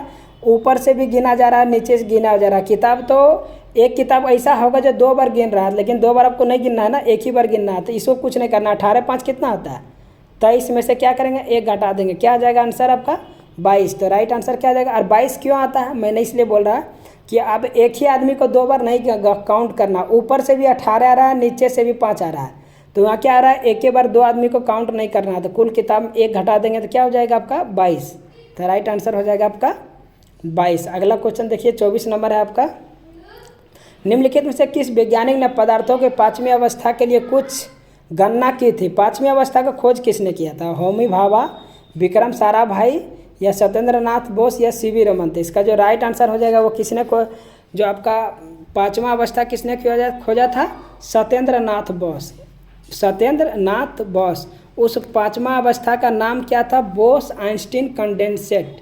आप याद रखेंगे, पूछा गया बोस आइंस्टीन कंडेंसेट। जो आपका कंडेंसेट, ये आपका 5वां तत्व का नाम है, क्योंकि आप जानते हैं पहला क्या है? ठोस, द्रव, गैस। और चौथा कौन सा है? ये भी पूछा गया कि ठोस, द्रव, गैस तो जान ही रहे हैं। प्लाज्मा। प्लाज्मा जो है आपका, प्लाज्मा क्या है आपका? 5वां तत्व कौन सा है? प्लाज्मा। सॉरी, चौथा तत्व कौन है? प्लाज्मा। 5वां आपका बोस आइंस्टीन कंडेंसेट किसने खोजा था? तो सत्येंद्र नाथ बोस ने खोजा था। कौन सा? 5वां तत्व। चौथा आपका है प्लाज्मा। प्रथम कौन है? ठोस, द्रव, गैस। समझ गए होंगे। नेक्स्ट क्वेश्चन पे चलते हैं आपका। देखिए नेक्स्ट क्वेश्चन है आपका। नेक्स्ट क्वेश्चन बोल रहा है कि एक यूनिवर्सल वर्णमाला अक्षरों को वर्णमाला क्रम में लगाया जाता है। इस क्रम में प्रत्येक अक्षर के लिए बाईं ओर से उनकी स्थान 1 2 3 है, मतलब 1 2 3 सब काउंट किया हुआ है। संख्यात्मक मूल्य से निर्धारित किया जाता है। तो व्यंजन के स्थानों को संख्यात्मक मूल्यों को जोड़ दें। मतलब आपको इसमें दोनों तरह का होगा, व्यंजन भी होगा और आपका क्या होगा? वोवेल भी होगा। ए आई ओ यू वोवेल कितने होते हैं आपको ये भी याद रखना है। वोवेल आपके पूरे होते हैं वोवेल आपका कौन कौन सा होता है? ए ई आई ओ यू, ये सब मेरे क्या है? वोवेल है। ये सब वोवेल है। इसको छोड़कर सब कितना है? कॉन्सोनेंट है, जिसको व्यंजन बोलते हैं। तो यह क्या बोल रहा है कि आप इस तरह के इसको सजाएं, जिसको इसको 1 लिख दें, इसको 2 लिखें, इसको 3 4 5 6 7 8 9, इस तरह का सेट करके आप बताएं कि जितना कॉन्सोनेंट है जिस स्थान पे है पूरे को ऐड करेंगे तो कितना आ जाएगा। तो आपको बस क्या करना है? इसको ऐड कर देना है। आपको क्या करना है? इसको ऐड करना है। तो सबसे पहले कौन सा ऐड करेंगे? यहाँ पर क्या है? सबसे पहले जो आपका है यूनिवर्सल को अक्षरों के वर्णमाला क्रम में लगाया जाता है। एक बार फिर से पढ़ लीजिए आप। वर्णमाला क्रम में लगाया जाता है। तो देखिए इसको सेट करेंगे। यहाँ पर सबसे पहले क्या करेंगे? इसको यूनिवर्सल एक वर्ड लिखा है, इसको पहला 1 2 3 4 क्रम में ऐड करेंगे। तो सबसे पहले कौन आता है, 1 पर कौन आएगा, ए। बी में कौन सा आ जाएगा, तो बी के जगह जो बी नहीं, बी तो है नहीं, तो उसके बाद कौन आ जाएगा, क्योंकि 1 से 26 तक लेटर होते हैं तो एक क्या करेंगे, इसको बढ़ते क्रम में लिख देना है। उसके बाद क्या आ जाएगा, ई आएगा। उसके बाद क्या होगा, आई होगा आपका, फिर एल होगा, फिर एन होगा आपका। उसके बाद एल एन हो गया, आर भी है, एस भी होगा और यू और भी होगा। बस इतना ही वर्ड है, यूनिवर्सल से इतना ही वर्ड है। अब इसको क्रम में लिखा हुआ है, 1 पर 1 होता है आपका, ये 2 पर है, ये 3 पर है, ये 4 पे, ये 5 पे, 6 पे, 7 पे, 8 पे, 9 पे। आपको जो रियल में मान होता है, जैसे आपका आर का 18 वो नहीं लिखना, आपको बोला है 1 2 2 3 4 5, मतलब आपको बढ़ते क्रम में लगाना है। तो आपको यहाँ क्या बताना है, व्यंजन का। तो व्यंजन कौन है आपका, एल एन आर एस और 9। तो मतलब क्या है, यहाँ 4 हो गया आपका, प्लस 5 कर देंगे, फिर 6 करेंगे, फिर 7 करेंगे और लास्ट में कौन है, 9। सभी को आप ऐड कर दीजिए, आपका आंसर आ जाएगा। सभी को ऐड करेंगे तो कितना आंसर आ जाएगा, 31। बस यही करना है। थोड़ा सा क्वेश्चन घुमाया हुआ था, लेकिन आप आंसर क्या कर सकते थे, कर सकते थे। बस आपको थोड़ा क्वेश्चन अच्छा से पढ़ना है, इतना भी हार्ड नहीं रहता कि आप नहीं बना पाएंगे। ये देखिए करंट अफेयर का क्वेश्चन था कि विश्व रैपिड फायर शतरंज चैंपियनशिप 2017 में कहाँ खेला गया था, तो उस टाइम का। लेकिन आपको ये ध्यान रखना है कि विश्वनाथ आनंद जो है वो कौन सा है, किससे संबंध है, खिलाड़ी शतरंज खेलता है, कौन सा, विश्वनाथ आनंद। ये आपको ध्यान रखना है। अगला देखिए क्वेश्चन है, एक चित्र हमको दिखाया है, ये किसका चित्र है, पूछ रहा है कि जो विद्युत परिपथ के संदर्भ में ये क्या है, प्लग कुंजी है, विद्युत बल्ब है, या प्रतिरोध है, या बैटरी है। तो इस तरह का किसको दिखाया जाता है, ये बल्ब को दिखाया जाता है। किसका, बल्ब को। विद्युत बल्ब भी क्या होता है, इस तरह से शो किया जाता है, क्योंकि विद्युत परिपथ नहीं होगा, ऑलरेडी ये बोल दिया है। तो यहाँ पर किसको दिखाता है, ये शो करता है, तो एक बल्ब को ये शो कर रहा है।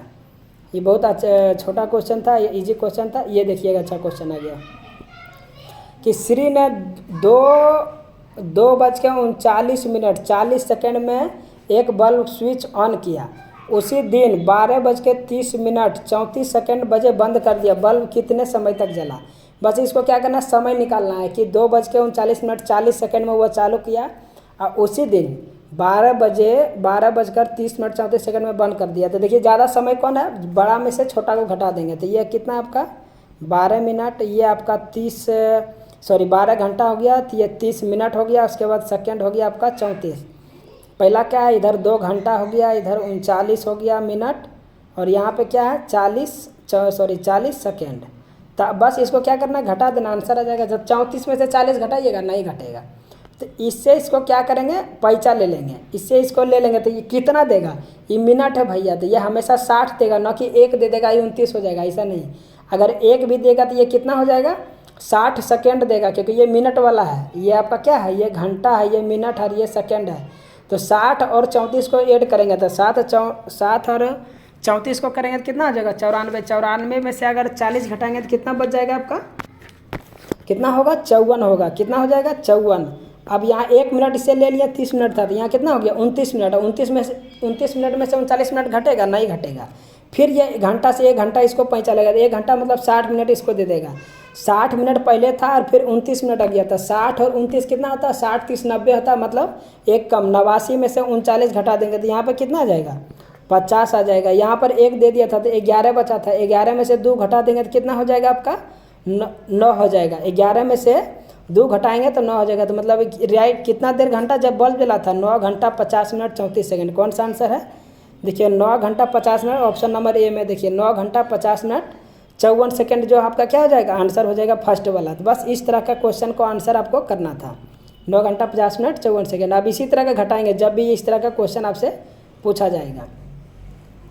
अगला क्वेश्चन आपका ये बहुत अच्छा क्वेश्चन है कि एक वस्तु की गतिज ऊर्जा उसके प्रारंभिक मान का 256 गुना हो जाती है तो नया रेखीय संवेग क्या होगा।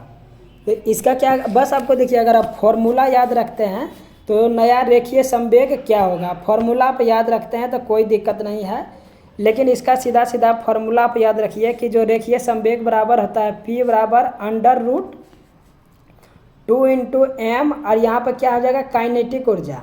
मतलब जो गतिज ऊर्जा लिखा हुआ है उसी को क्या बोलते हैं हम लोग, काइनेटिक ऊर्जा। यहाँ पे हो जाएगा आपका काइनेटिक ऊर्जा। तो गतिज ऊर्जा के बारे में पूछ रहा है। पहले गतिज ऊर्जा मान लीजिए कुछ भी होगा, गतिज ऊर्जा V1 मान लेते हैं, या तो K से इसको सूचित करिए। पहले K था और दूसरा बार कितना हो गया K2, K1 मान लो एक है, तो दूसरा कितना बार हो गया उसके 256 गुना हो गया। तो क्या रहा कि रेखीय संवेग उसका कितना गुना हो जाएगा। तो इसका अगर ये फॉर्मूला आप जानते हैं, बस क्या करेंगे इसको अंडर रूट कर देंगे। 256 का क्या करेंगे अंडर रूट कर देंगे। 256 का वर्गमूल कितना होता है 16। तो इसका प्रारंभिक मान का कितना हो जाएगा, सीधा आप अगर ये फॉर्मूला जानते हैं तो सीधा आंसर मार देंगे कि भैया ये कितना हो जाएगा 16 गुना हो जाएगा। रेखीय संवेग कितना हो जाएगा 16 गुना हो जाएगा। बस आपको यही ध्यान रखने थे। नेक्स्ट क्वेश्चन पे चलते हैं। आपका 30 नंबर क्वेश्चन आपका देखिए है। 30 नंबर क्वेश्चन के बात करेंगे तो एक सेकेंड, 30 नंबर क्वेश्चन आपका 30 नंबर क्वेश्चन यहाँ है। हाँ, 30 नंबर क्वेश्चन बोल रहा है किसी वस्तु द्वारा उसकी स्थिति या विन्यास द्वारा ऊर्जा को कहा जाता है। मतलब उसके स्थिति या विन्यास में ऊर्जा को क्या बोलेंगे, विद्युत ऊर्जा, स्थितिज ऊर्जा, गतिज ऊर्जा या परमाणु ऊर्जा। तो कोई भी वस्तु अपने जगह पर खड़ा रहता है, या जैसे तालाब में पानी रुका हुआ है, या धनुष अभी ये तीर नहीं छोड़े, धनुष खींच के रखे हुए हैं, तो उसमें कौन सा ऊर्जा होगा स्थितिज ऊर्जा होगा। और जब आप छोड़ देंगे तो वो कौन सा उसमें ऊर्जा आ जाएगा ऑटोमेटिक गतिज ऊर्जा आ जाएगा। तो इसका जो स्थिति या विन्यास के कारण जो ऊर्जा होता है कौन सा होता है स्थितिज ऊर्जा होता है। उसको क्या बोला जाता है स्थितिज ऊर्जा। स्थितिज ऊर्जा को बोलते हैं पोटेंशियल एनर्जी। क्या बोला जाता है इंग्लिश में पोटेंशियल एनर्जी। और इसका जो अगर आप फॉर्मूला लिखना चाहेंगे तो mgh होता है। क्या होता है mgh। पोटेंशियल एनर्जी बराबर क्या होता है आपका पोटेंशियल एनर्जी को बोला जाता है mgh। मास आपका हो जाएगा द्रव्यमान, ये हो जाएगा त्वरण, और ये हो जाएगा आपका समय हाइट। ये क्या होता है हाइट होता है आपका। h यहाँ पे घंटा नहीं, ये क्या होता है हाइट होता है। और जी आपका गुरुत्वीय त्वरण होता है। त्वरण होगा लेकिन कौन सा त्वरण होगा आपका गुरुत्वीय त्वरण होगा। कौन सा होगा ये गुरुत्वीय त्वरण होगा। अब ध्यान रखेंगे ये कौन सा त्वरण है तो गुरुत्वीय त्वरण है। क्योंकि आपको अगर आप फॉर्मूला पता है तो बहुत बार पूछा जाएगा कि कोई वस्तु 10 मीटर ऊंचाई पे वो ऊंचाई पर रुका हुआ, तो बताओ उसका पोटेंशियल एनर्जी कितना होगा। द्रव्यमान कुछ दिया रहेगा, मान लो 5 केजी का कोई पत्थर है जो 10 मीटर ऊंचाई पर रुका हुआ है, तो उसका आपका स्थिति ऊर्जा निकालने पूछ देगा। तो आप जानेंगे फॉर्मूला mgh होता है। बस क्या करेंगे 5 लगा देंगे। और g का मान क्या लेंगे, g का मान हमेशा क्या होता है फिक्स होता है 9.8 होता है। लेकिन जनरली आपको अगर वहाँ पर कुछ नहीं बोलेगा तो 10 वही मान के कर दीजिएगा 10। और यहाँ पर h जैसे 10 मीटर ऊंचाई पर है 10 गुना 5 गुना 10 कर दीजिएगा, तो ये क्या निकल जाएगा आपका पोटेंशियल एनर्जी निकल जाएगा। तो ये सब चीज़ आपको ध्यान रखना साथ में फॉर्मूला, क्योंकि बहुत पूछा जाता है। इसको आप ध्यान रखेंगे कि आपसे बहुत पूछा जाएगा ये। अगला क्वेश्चन है मैथ का। देखिए, एक क्रिकेट मैच में खिलाड़ियों के स्कोर को इस प्रकार लिखा जाता है कि स्कोर के विचलन का गुणांक 16 है और माध्य 25 है, तो प्रसरण क्या होगा। क्या पूछ रहा है, विचलन का गुणांक दिया हुआ, माध्य दिया हुआ, हमसे प्रसरण पूछ रहा है। देखिए, इसको आप इस तरह का सिर्फ और सिर्फ फार्मूला बेस्ड क्वेश्चन है। अगर आप फार्मूला जानते हैं तो इसको बनाने के लिए कोई दिक्कत नहीं है। विचलन बराबर ही होता है, विचलन का गुणांक बराबर होता है आपका, विचलन का गुणांक जो यहाँ पे दिया हुआ है विचलन गुणांक बराबर होता है, आप ध्यान रखेंगे क्या होता है मानक विचलन। क्या होता है मानक विचलन, इसको बोलते हैं मानक विचलन बटे क्या हो जाता है माध्य। मानक विचलन बटे माध्य गुना 100 हो जाएगा।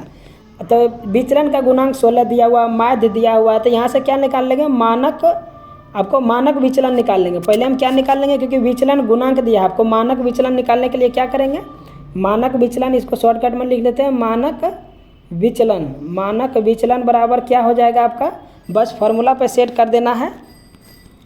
तो मानक विचलन बराबर क्या हो जाएगा आपको सेट करना है। तो यहाँ पे क्या हो जाएगा 16 गुना 25, अरे आपका 25 क्या दिया हुआ था माध्य दिया हुआ है। अब बटे वही फार्मूला पे मैंने सेट कर दिया जो मैंने अभी आपको फार्मूला बता। विचलन गुणांक दिया हुआ है 16, क्योंकि विचलन गुणांक बराबर होता है मानक विचलन गुना बटे माध्य। तो इसको क्या करेंगे, अगर मैं मानक विचलन को इधर लूँगा तो ये आपका विचलन गुणांक कहाँ चला जाएगा आपका इधर आ जाएगा। तो इसलिए 16 गुना हो गया 25 बटे 100। अगर आप इसको कैलकुलेशन करेंगे तो कितना आ जाएगा 4। अब प्रसरण बराबर आप पूछ रहा है ना प्रसरण, तो प्रसरण बोलते हैं मानक विचलन जो है आपका, विचलन गुणांक नहीं मानक विचलन। तो ये मानक विचलन मेरा कितना आ गया 4। तो उसका प्रसरण निकालने के लिए क्या बोला जाता है कि मानक विचलन को यहाँ पे स्क्वायर कर देंगे तो क्या आ जाएगा आपका प्रसरण। तो 4 का स्क्वायर कर देंगे तो कितना आ जाएगा 16। तो आपका जो राइट आंसर क्या हो जाएगा 16 हो जाएगा, 16 आ जाएगा। बस आपको फॉर्मूला याद रखना है कि विचलन गुणांक बराबर होता है भाई, एक बार फिर से लिख देता हूँ मैं, मानक विचलन बटे माध्य होता है गुना 100 होता है।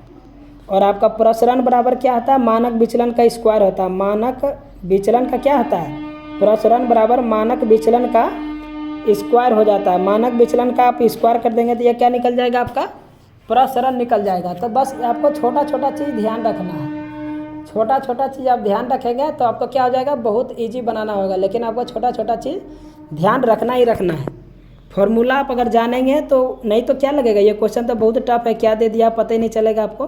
तो आपको क्या देखिए 32 नंबर क्वेश्चन आपको बोल रहा है, एक व्यक्ति कोई वस्तु 1500 रुपये में खरीदी है, उसे 12% का लाभ पर बेच दिया, बकरू वस्तु का विक्रय मूल्य क्या है। तो देखिए 1500 रुपया ही तो बहुत इजी क्वेश्चन हो गया। 1500 रुपया है, 12% लाभ, कोई भी चीज़ 100 होता है तो 100 पे 12% लाभ तो कितना हो जाएगा 112/100 कर देंगे डायरेक्ट। इसको 2 0 से 2 0 कर देंगे, 112 गुना 15 कर देंगे, 112 गुना आपका 15 गुना कर दीजिएगा, जो आपका वस्तु का विक्रय मूल्य हो जाएगा वो क्या हो जाएगा निकल जाएगा। 112 गुना 15 कर दीजिएगा तो कितने विक्रय मूल्य कितना निकल जाएगा 1680 रुपया। 1680 रुपया आपका आंसर है इसमें है, देखिए सी नंबर 1680 रुपया। तो ये बहुत छोटा क्वेश्चन था। 33 नंबर क्वेश्चन पूछ रहा है फ्रीडम ट्रेल। ये देखिए उस टाइम का क्या था, ये उस टाइम का जो क्वेश्चन था ये देख लीजिए। फ्रीडम ट्रेल एक 2.5 मील लंबा दर्रा है जो अमेरिकी क्रांति को बेहतर तरीके से दर्शाता है। आपको यह प्रसिद्ध एवं ऐतिहासिक मार्ग किस अमेरिकी शहर में मिलेगा, मेम्फिस में, आपका बोस्टन में, डेनवर में या कनेक्टिकट में। तो ये आपका कहाँ मिलेगा, जो आपका अमेरिकी स्वतंत्रता संग्राम हुआ था उसके लिए बहुत है। बोस्टन टी चाय पार्टी आप तो नाम सुने होंगे, बहुत फेमस था। ये कब हुआ था, ये जो किस शहर में था, तो फ्रीडम ट्रेल जो है वो किस शहर में स्थित है, तो बोस्टन टी, आप सुने होंगे बोस्टन टी चाय पार्टी जो हुआ था वही से क्या है वो फेमस है बोस्टन टी पार्टी।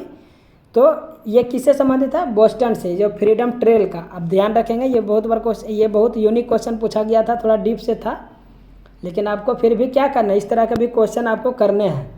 आधुनिक आवर्त सारणी में पहला धातु तत्व क्या है, आप जानते हैं सबसे पहला धातु का तत्व, क्योंकि हाइड्रोजन तो पहला आवर्त सारणी, लेकिन ये क्या है गैस है, आपका क्या है ये गैस है, न कि आपका धातु है। धातु में सबसे पहले कौन सा आ जाएगा, लिथियम। लिथियम आपका धातु है। लिथियम क्या है, वो पहला धातु तत्व है। धातु यहाँ पूछ रहा था मेटल, तो लिथियम आपका क्या है धातु है। बढ़ते क्रम में यहाँ पे जानते हैं कि हम लोग जानते हैं 7 आवर्त होते हैं। आधुनिक आवर्त काल में कितने होते हैं, 7 आवर्त होते हैं, और आपका 18 गो समूह होता है। कितना, 18 समूह होता है। इस पर स्पेशल वीडियो में पीरियोडिक टेबल के जितने भी क्वेश्चन हैं मैं कोशिश करूँगा कि एक क्लास में पूरा, क्योंकि इसमें कम से कम 200 से 300 क्वेश्चन आपको जानना चाहिए। किससे, सिर्फ और सिर्फ आवर्त सारणी से। इतना ज़्यादा क्वेश्चन बनता है इस बार, क्योंकि हर सेट में पिछला बार 2018 में भी 2 क्वेश्चन हर अवधि में दे रहा था। अभी तक देखिए आपको 2 क्वेश्चन मिल चुका है, एक वैलेंसी वाला मिला था, एक देखिए आवर्त सारणी पे फिर मिल चुका है। देखिए नीचे दिए गए में कुल कितने त्रिभुज हैं, तो इसका मैं चाहूँगा कि आप खुद आंसर करिए कि कितना त्रिभुज होगा आपका। ये देखिए दिया हुआ है आपका पिक्चर, इसमें कितना त्रिभुज होगा, आप जरूर आंसर करके बताइए कि इसमें कितने त्रिभुज आएंगे। ये मैं आपके लिए छोड़ देता हूँ, और नेक्स्ट क्लास में मैं इसको भी बता दूंगा कि इसका कितना आंसर होगा। तो आप एक बार खुद करके बताइए ये कितना, इसका आंसर कितना त्रिभुज आएगा इसमें। अगला क्वेश्चन बोल रहा है एक रॉकेट 20 मीटर प्रति सेकंड के एक स्थिर गति के साथ ऊर्ध्वाधर रूप से ऊपर की तरफ यात्रा करने के लिए लॉन्च किया गया। 35 सेकंड यात्रा करने के बाद रॉकेट में समस्या उत्पन्न हो जाती है और इसके ईंधन की आपूर्ति क्या होता है, रुक जाता है। तो इसके बाद रॉकेट मुक्त निकाय की भांति यात्रा करता है। इसके द्वारा तय की गई ऊंचाई कितना होगा। मतलब हमसे पूछ रहा है कि क्या दिया हुआ है, सबसे पहले वेग दिया हुआ 20 मीटर, समय भी दिया है, समय कितना दिया है 35 सेकंड, जो दिया है बस उसको सेट कर देना है। तो हम ये सबसे पहले क्या फॉर्मूला लगाएंगे, हम लोग लगाएंगे, अगर दूरी निकालना है तो एस बराबर क्या होता है आपका, एस बराबर ut plus half AT square लगा देंगे। U T plus half A T square. अब ए यहाँ क्या होता है कि ए जो है एक समय बाद क्या बोल रहा है कि एक्सीलरेशन, जहाज़ में खराबी हो जाता है तो ये एक्सीलरेशन क्या होता है, जब जहाज़ ऊपर ही नहीं जा रहा, वेलोसिटी जीरो, तो एक्सीलरेशन भी क्या हो जाएगा, जीरो हो जाएगा। तो ये वाला पूरा का पूरा मान क्या हो जाएगा, जीरो। तो सिर्फ यू टी बचेगा। तो यू मेरा कितना है 20 और आपका इधर दिया हुआ 35। तो 20 को 35 से गुना करिएगा, 35 दूना 70, मतलब 700 मीटर हो जाएगा। वो फ्यूल के साथ कितना 700 मीटर जाएगा। उसके बाद वो बोल रहा है कि विदाउट फ्यूल वो कितना दूरी और तय करता है। ये तो आपका 700 मीटर हो गया। विदाउट फ्यूल मतलब वो निर्वात में स्वतंत्र रूप से यात्रा कर रहा था, कितना दूर करेगा। तो सबसे पहले फिर अगर निकालना है तो भी दूसरा वेलोसिटी निकालना पड़ेगा। तो फिर यू स्क्वायर माइनस 2as, ये फॉर्मूला लगाना पड़ेगा। क्यों, यहाँ पर जो ए है ये क्या है, ग्रेविटेशनल फोर्स है। यहाँ पर जी भी लिख सकते हैं क्योंकि अब जो वो ग्रेविटेशनल एक्सीलरेशन है उसी के अनुसार जो भी चलेगा। तो भी आपका क्या हो जाएगा, हमको तो S2 निकालना है ना, S फिर से निकालना कि निर्वात में वो कितना दूर चलेगा। तो S बराबर क्या हो जाएगा आपका, S बराबर, क्योंकि यहाँ पे देखिए एक्सीलरेशन जो है एक टाइम के बाद जो एक्सीलरेशन वो यहाँ पे क्या हो जाएगा 9, जो एक्सीलरेशन हम लेंगे क्या कर वो 9.8 या 10 भी आप मान सकते हैं। तो अगर S बराबर ले लेंगे तो क्या हो जाएगा, यू स्क्वायर हो जाएगा। S निकालेंगे तो यहाँ पर यू स्क्वायर हो जाएगा और नीचे आपका क्या हो जाएगा 2g, यू स्क्वायर बटे क्या हो जाएगा 2g हो जाएगा। यू स्क्वायर बटे 2g आएगा। S तो हो गया। भी वहाँ पर ये तो क्या है, भी जो आपका पूछ रहा है कि बंद होने के बाद दूरी, तो भी जो वेलोसिटी तो जीरो हो जाएगा क्योंकि वहाँ पे जब बंद हो गया स्वतंत्र रूप से चलेगा तो वह क्या हो जाएगा, वेलोसिटी आपका क्या हो गया, जो दूसरा वेलोसिटी है वो क्या कर जाएगा, जीरो कर जाएगा। वो क्या हो जाएगा आपका वेलोसिटी तो जीरो। तो यू स्क्वायर कितना हो जाएगा, यू आपका कितना है तो 20, कितना दिया हुआ है तो 20 हो गया। और आपका यू स्क्वायर है तो 20 गुना 20 कर देंगे। और यहाँ पे क्या है 2g, 2 गुना कितना कर देंगे 10, तो काट देंगे तो 10 दूने 10 और 10 के 10 कट के तो 20 मीटर और चलेगा। मतलब टोटल पहले कितना चला था 700 मीटर चला था और फिर 20 मीटर और चलेगा। तो ये टोटल कितना चल जाएगा 720 मीटर का दूरी तय करेगा। तो ऑप्शन नंबर में कितना, देखिए ऑप्शन 700 मीटर भी है 720 भी है। तो इसका राइट आंसर क्या हो जाएगा 720 मीटर हो जाएगा। चलिए नेक्स्ट क्वेश्चन पे चलते हैं। ये देखिए कितना अच्छा क्वेश्चन था फिजिक्स का। पूरा अगर आप स्पीड का फॉर्मूला जानते हैं, अब याद रखिएगा गति का नियम किसने दिया था, ये भी पूछा गया, मैंने पिछला क्लास में बता दिया था, गैलीलियो ने दिया था। किसने, गैलीलियो ने दिया था। कौन सा, गति का नियम। और गति का फॉर्मूला क्या होता है, 3 ही फॉर्मूला आता है। फर्स्ट में क्या होता है v बराबर क्या होता है u प्लस ए टी, आप जानते होंगे। दूसरा फॉर्मूला क्या होता है, दूसरा फार्मूला आता है आपका S बराबर U T plus half A T square, दूसरा फार्मूला हो गया। और तीसरा फार्मूला आपका क्या हो गया, तीसरा फार्मूला हो गया v स्क्वायर बराबर यू स्क्वायर माइनस 2as। ये तीनों क्या करेंगे, अब जरूर ध्यान रखिए। इससे देखिए अभी दो का क्या हुआ, यहाँ पे v बराबर u प्लस ए टी भी यूज हुआ और v स्क्वायर बराबर यू स्क्वायर माइनस 2as ये भी यूज हुआ। तो ये आप जरूर याद रखिए। नेक्स्ट आपका चलते हैं नेक्स्ट क्वेश्चन पे। 37 नंबर बोल रहा है, उस विकल्प का चयन करें जो दिखाई देता है जब निम्न पारदर्शी पन्ने को बिंदीदार रेखा पर मोड़ा जाता है। ये क्या बोल रहा है कि इसको मोड़ेगा। तो कैसे इसको देखिए, आप जब मोड़ेंगे, इसको बोल रहा है कि इस पेज को यहाँ पर जो ये बिंदीदार दिया हुआ इसको इस तरह का कवर किया जाएगा। अभी इस तरह है, इसको यहाँ से मोड़ दिया जाएगा, यहाँ से मोड़ देंगे तो क्या हो जाएगा, ये वाला जो चित्र है अभी इधर है तो ये एक तरह के बाद क्या हो जाएगा, इसे बन जाएगा। ये ऊपर वाला फिर नीचे बन जाएगा। तो इस तरह का कौन सा फॉर्मूला में है, सॉरी कौन सा ऑप्शन में है, 4 में। तो ये क्या हो जाएगा, जब मोड़ेगा तो ये इससे कनेक्ट हो जाएगा, इससे बन जाएगा, फिर ये भी इससे कनेक्ट हो जाएगा, इससे बन जाएगा। तो ऑप्शन नंबर क्या हो जाएगा, 4 हो जाएगा आपका। नेक्स्ट पे चलते हैं आपका। नेक्स्ट क्वेश्चन देखिए आपका क्या है।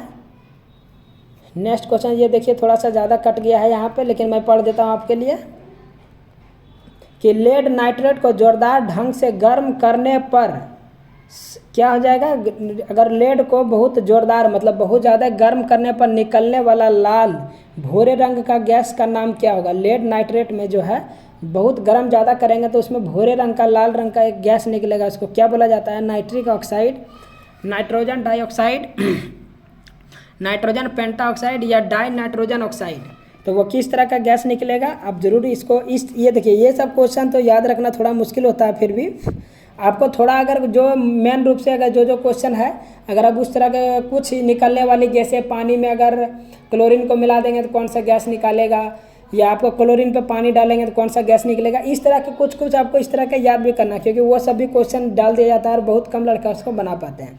तो ये कौन सा गैस निकलेगा, तो ये तो सब याद करने वाला लेड नाइट्रेट निकलेगा आपका, लेड नाइट्रेट पर जोरदार ढंग से गर्म करने से कौन सी गैस निकलेगा, तो नाइट्रोजन ऑक्साइड, कौन सा, सी नंबर, नाइट्रोजन ऑक्साइड निकलता है। क्योंकि ये अगर आप इसको निकालने चलेंगे तो बहुत डीप जाना पड़ेगा, इसको बहुत डीप बनाना पड़ेगा, तब जाके पता चलेगा। तो कुछ क्वेश्चन को आप याद भी कर लीजिए।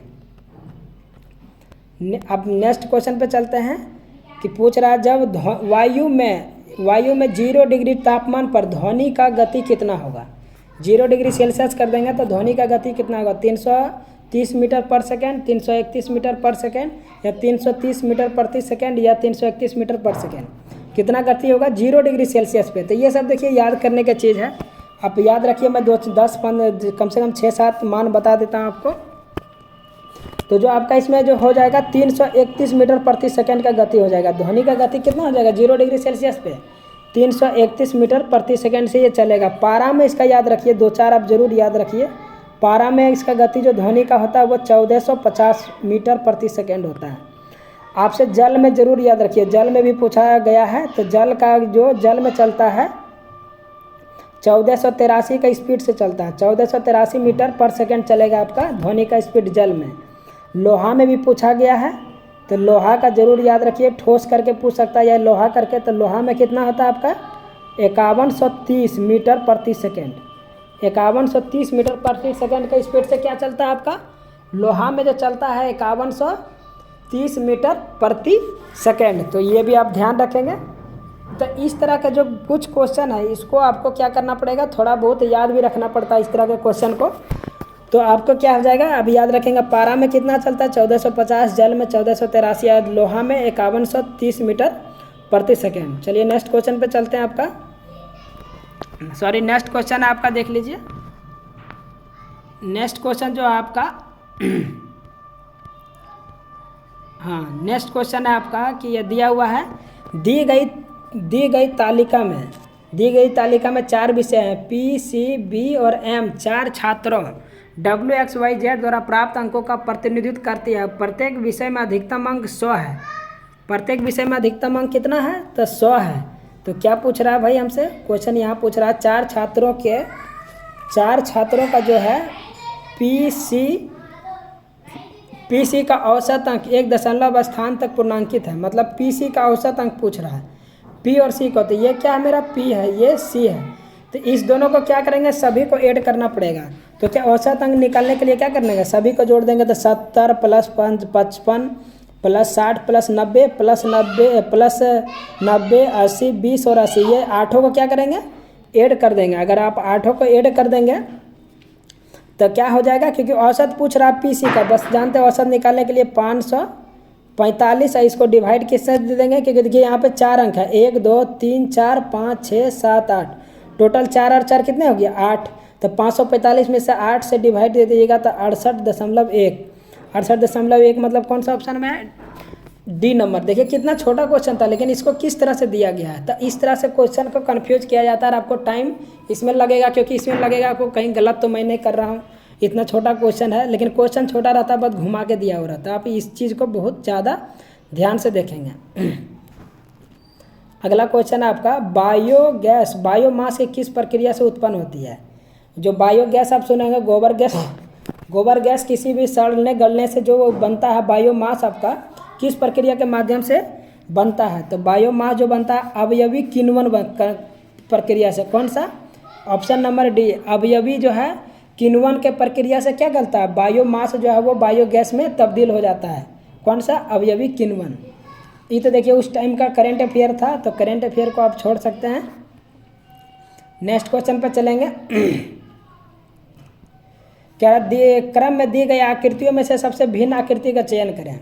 सबसे भिन्न आकृति का चयन करें। तो देखिए इसमें भी एक क्या है, राउंड लगा हुआ है, इसमें भी एक राउंड है, यहाँ भी क्या है, कर्व है, राउंड है, यहाँ भी कर्व है, लेकिन इसमें कहीं भी कर्व दिख रहा है नहीं। तो ये सबसे क्या हो जाएगा, बस इतना छोटा छोटा भी लॉजिक दे के क्वेश्चन दे रहा लास्ट टाइम दिया था। तो आप देख रहे हैं तो ये क्या हो जाएगा, इसमें कोई राउंड नहीं होता, ऑप्शन नंबर डी हो जाएगा। ऑप्शन नंबर डी का मतलब बी में आपका डी दिया हुआ क्वेश्चन नंबर 5।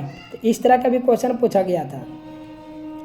इसमें करा कि चयन करें सबसे भिन्न कौन सा है। ये तो देखिए वोवेल है, ये भी वोवेल है, ये भी वोवेल है, ये भी वोवेल है। ये तो आपका क्या है, कॉन्सोनेंट है। ये क्या है आपका कॉन्सोनेंट है। ये सब क्या है, ए आई ओ यू, ये क्या होता है, वोवेल होता है। और टी आपका कॉन्सोनेंट है। तो ये आपका राइट आंसर क्या हो जाएगा, 4 नंबर। 4 किस में, सी में 4। और इस तरह के ऑप्शन भी दिए थे कि सी में भी 4 दिया हुआ, तो ये भी बी में 1 2, ए में 2। तो ऑप्शन नंबर क्या हो जाएगा, सी। सी में हम पक्का गया है 4। अगला क्वेश्चन है देखिए, किसी ईंट के भार का 3/4 भाग 7/8 किलोग्राम हो, मतलब 3/4 भाग जो है वह कितना है, 7/8 kg के बराबर है। तो पहले तो पूरा भाग निकालना, क्योंकि उसके भार का 5/7 भाग, तो एक पूरा टोटल भाग कितना होगा। ये तो 3/4 का 7/8 है, तो पूरा टोटल भाग कितना होता है 1। तो अगर 3/4, अब क्या करेंगे यहाँ पर 7/8 में अगर हम 3/4 से डिवाइड कर देंगे, गुना 1 कर देंगे, तो क्या निकल जाएगा, 1 का भाग निकल जाएगा। तो 1 का भाग निकालने के लिए क्या करेंगे हम लोग, 7/8 है गुना ये 4 ऊपर चला जाएगा, ये 3 नीचे आ जाएगा। तो 4 दूनी 8, मतलब 7/6 हो जाएगा। कितना हो जाएगा आपका, अगर इसको गुना कर देंगे तो कितना हो जाएगा, 7/, आप ध्यान रखेंगे कितना हो जाएगा, 7/6। 7/, इसको 6 कर दीजिएगा, काट के कितना हो जाएगा, 7/6। तो 7/6 निकल गया। आपका रहा 5 कितना होगा, तो 7/6 निकल गया। और इसी का कितना 5/7 भाग पूछ रहा, कितना होगा, तो 5 क्या कर देंगे, 7 से भाग दे देंगे। तो 7 से 7 कट गया, 5 क्या हो जाएगा आंसर इसका 6। आंसर क्या आ जाएगा 5/6। तो ऑप्शन नंबर डी हो जाएगा। देख रहे कि छोटा क्वेश्चन है लेकिन कितना घुमा के डाला है। तब इस सब से आपको बचना है आपको, और इस सब से ध्यान रखें। इसलिए बोला जाता है कि क्वेश्चन बैंक जरूर मारिए। अब जहाँ भी पढ़ते हैं, जितना भी पढ़े लिखे, जितना भी तेज हैं, लेकिन आप क्वेश्चन बैंक अगर नहीं मारेंगे तो हो सकता है एग्जाम में आपको परेशानी इससे ज़रूर होगा, अगर आप क्वेश्चन बैंक नहीं मारेंगे तो। चलिए 46 नंबर क्वेश्चन पे चलते हैं। 46 नंबर क्वेश्चन है आपका, देखिए 1 सेकेंड, हाँ 46 नंबर क्वेश्चन है। देखिए 46 नंबर क्वेश्चन पर, निम्नलिखित में से अलग प्राणियों का चयन करें। निम्नलिखित में क्या करें, अलग प्राणियों का चयन करें। सबसे अलग प्राणी बताना है आपको। तो अलग प्राणी बताने के लिए क्या करेंगे, यहाँ पे देखिए कछुआ, केकड़ा, मेढक, मछली। मेढक, मछली, तो इसमें क्या हो जाएगा, कछुआ भी पानी में रहता है, मेढक भी पानी में रहता है, मछली भी क्या रहता है, पानी में रहता है। लेकिन आपका क्या है, ये आपका केकड़ा, केकड़ा भी पानी में रहता है। लेकिन आपका देखिए यहाँ पे जो है थोड़ा सा अंतर है, आप ध्यान दीजिए इसको क्वेश्चन पे। जो मछली छोड़कर सभी अन्य सभी, सॉरी यहाँ पे देखिए एक चीज़ देखिए, पानी में रहने वाला तो सभी हो जाएगा, क्योंकि ये वाला ट्रिक नहीं चलेगा। लेकिन आप ध्यान दीजिए कि मछली छोड़ के केकड़ा पानी में भी रह सकता है, पानी के ऊपर भी। कछुआ पानी में भी रह सकता है, ऊपर में रहेगा। मेढक का पानी में भी रहता है और ऊपर भी रहता है। लेकिन मछली क्या है, सिर्फ और सिर्फ पानी में रहेगा। सबसे अलग प्राणी कौन सा हो जाएगा आपका, मछली। इस तरह का क्वेश्चन को पूछा गया था और ध्यान देंगे। अगला क्वेश्चन है, दिए गए वाक्यों को सच मानकर चलें और यह तय करें कि कौन सा निष्कर्ष वक्तव्यों का तर्कसंगत रूप से अनुसरण करता है।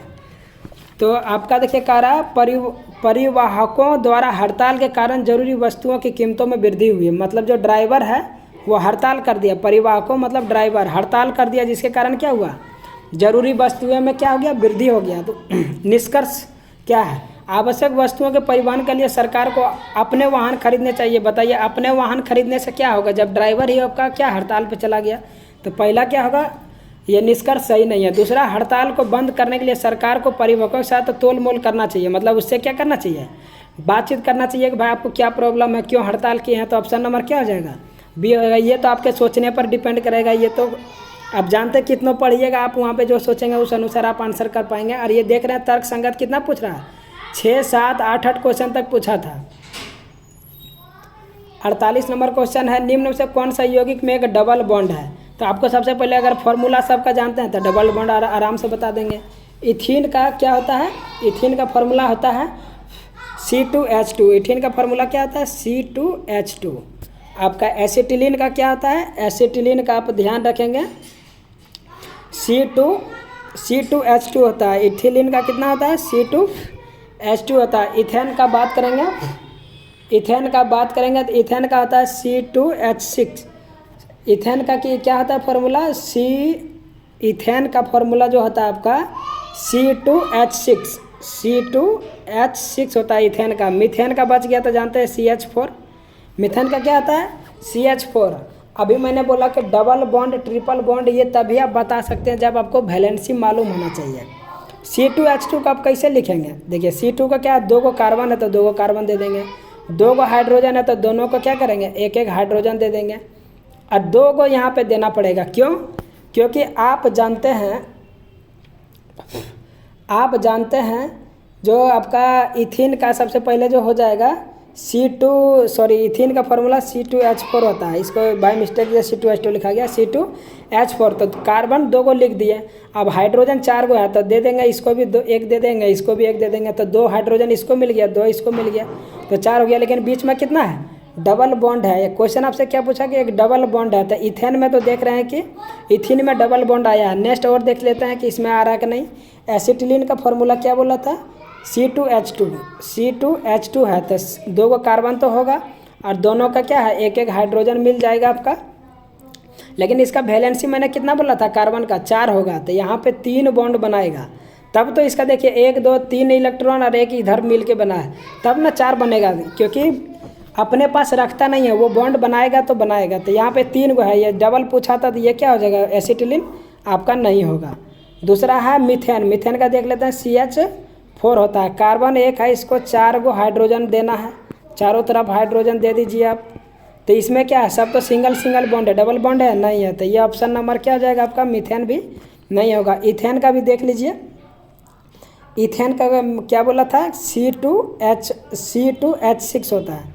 इथेन का C2H6, 2 कार्बन दे दीजिए, कितना बोल रहा है हाइड्रोजन 6 है, तो 3 3 देंगे, एक इसको हो गया, एक यहाँ पे हो गया, एक इसको दे देंगे, फिर एक इसको देंगे और एक इधर दे देंगे।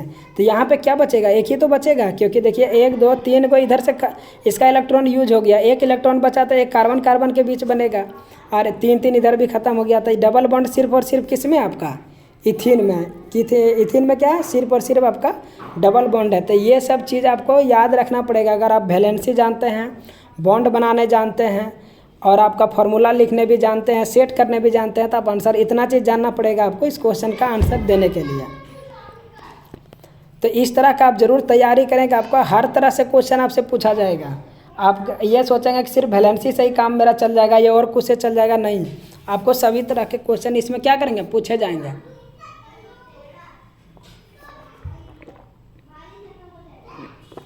नेक्स्ट है आपका नेक्स्ट है, निम्नलिखित में से कौन सा द्विबीजीय पत्री पौधे का विशेषता नहीं है। द्विबीज मतलब जो द्विबीजीय पत्र होता है उसका विशेषता नहीं। द्विबीज मतलब देखें आप गेहूं का जरूर देखे होंगे, आप देखेंगे कि दो में क्या है, डबल फट्टा रहता है, 2 को सीधा सीधा अलग पार्ट में रहता है। द्विबीजीय पौधा का विशेषता नहीं है। इनके पौधे तंतुमय जड़ें होते हैं, इन पौधों में 2 बीज पत्र होते हैं, इन पौधों में जालीदार वेनेसन होते हैं, इन पौधे में एक टेप जड़ होते हैं। तो जड़ के बारे में भी जानना चाहिए कि तंतु में जड़ क्या होता है, टेप जड़ क्या होता है और किस में होता है, तब ये जाके क्या करेंगे, आप सही आंसर कर पाएंगे। द्विबीजीय पौधे में विशेषता यह नहीं कि पौधे में तंतुमय जड़ नहीं होता है। तंतुमय जड़ क्या होता है, उसमें द्विबीजीय पौधे में नहीं होता है। मतलब कैसा जड़ होता है, टेप जड़ होता है। और जालीदार वेनेसन होता है 2 बीजीय। जब 2 बीज पत्री बोल रहा है तो 2 बीज पत्र तो होगा ही। तो इसका राइट आंसर क्या हो जाएगा, ए नंबर राइट आंसर हो जाएगा। अगला क्वेश्चन है आपका, किसी भिन्न को जब 1/3 में से घटाया जाता है तो 1/12 शेष बचता है। कोई भी भिन्न को जब 1/3 से घटा रहे हैं, 1/3 में से मान लो x/y भिन्न को घटा रहे हैं तो कितना बन रहा है, 1/12 शेष बचता है। तो भिन्न बताएं, बस इसको क्या करेंगे, इसको सॉल्व कर देंगे। तो इधर ले लेते हैं -x/y हो जाएगा, उधर 1/12 को इधर प्लस में तो उधर जाके माइनस हो जाएगा, -1/3। दोनों का एलसीएम निकाल दीजिए, यहाँ पे 12 हो जाएगा, 12 के 12 4 तिया 12। अब यहाँ पे कर देंगे सॉल्यूशन तो कितना हो जाएगा, -3/12 और इधर भी क्या है -x/y, माइनस से माइनस कट जाएगा तो यहाँ पे 3 चौक 12 मतलब 1 क्या हो जाएगा 4। तो इसका राइट आंसर क्या हो जाएगा, 1/4। आपका जो भिन्न हो जाएगा वो क्या हो जाएगा, 1/4 हो जाएगा। अगला क्वेश्चन देखते हैं, निम्नलिखित श्रृंखला में से प्रश्न चिन्ह पे दिखाए गए एक अक्षर अनुपस्थित है, दिए गए विकल्पों में से अनुपस्थित अक्षर का चयन करें। EJOT, EJOT तो क्या होगा, तो देख लीजिए। ई कितना होता है 5, अब यहाँ पे मान रखना पड़ेगा। जे कितना है 10, ओ कितना होता है 15 पर होता है, 20 कितना होता है 20 पर। तो देखिए 5 से 10 5 बढ़ा, 10 से 15 5 बढ़ा, 15 से 20 5 बढ़ा, तो यहाँ पर भी क्या होगा 25 बढ़ेगा। 25 का जगह क्या आता है y, तो यहाँ पे क्या हो जाएगा आपका y। तो इसका राइट आंसर क्या हो जाएगा y। ये सब बहुत छोटा क्वेश्चन था, बस फटाफट मार के सबको निकलना है। वर्गमूल पूछ रहा था, वर्गमूल तो आप जानते ही हैं। वर्गमूल निकालना है तो 5 7 7 6, इसका वर्गमूल निकालना है तो क्या करेंगे 2 अंक से, क्योंकि 5 से 2 अंक पहले निकाल लेता हूँ मैं, 2 अंक से लगाएंगे तो 7 7 लगा दीजिए, 7 7 49 हो जाएगा। वर्गमूल भी निकाल देता हूँ मैं 49, तो यहाँ पे घटाएंगे तो कितना हो जाएगा, यहाँ 17 9 8 17 8 आ गया, ये तो कट जाएगा। 7 7 यहाँ 14 आ जाएगा। ये अब क्या बचा 7, यहाँ पे क्या करेंगे उतार देंगे 7 उतार देंगे, लेकिन यहाँ पे 14 यहाँ पे कुछ भी लिखेंगे तो 87 से क्या होगा, ये बड़ा हो जाएगा। तो ये 6 भी क्या करना पड़ेगा आपको, उतारना पड़ेगा।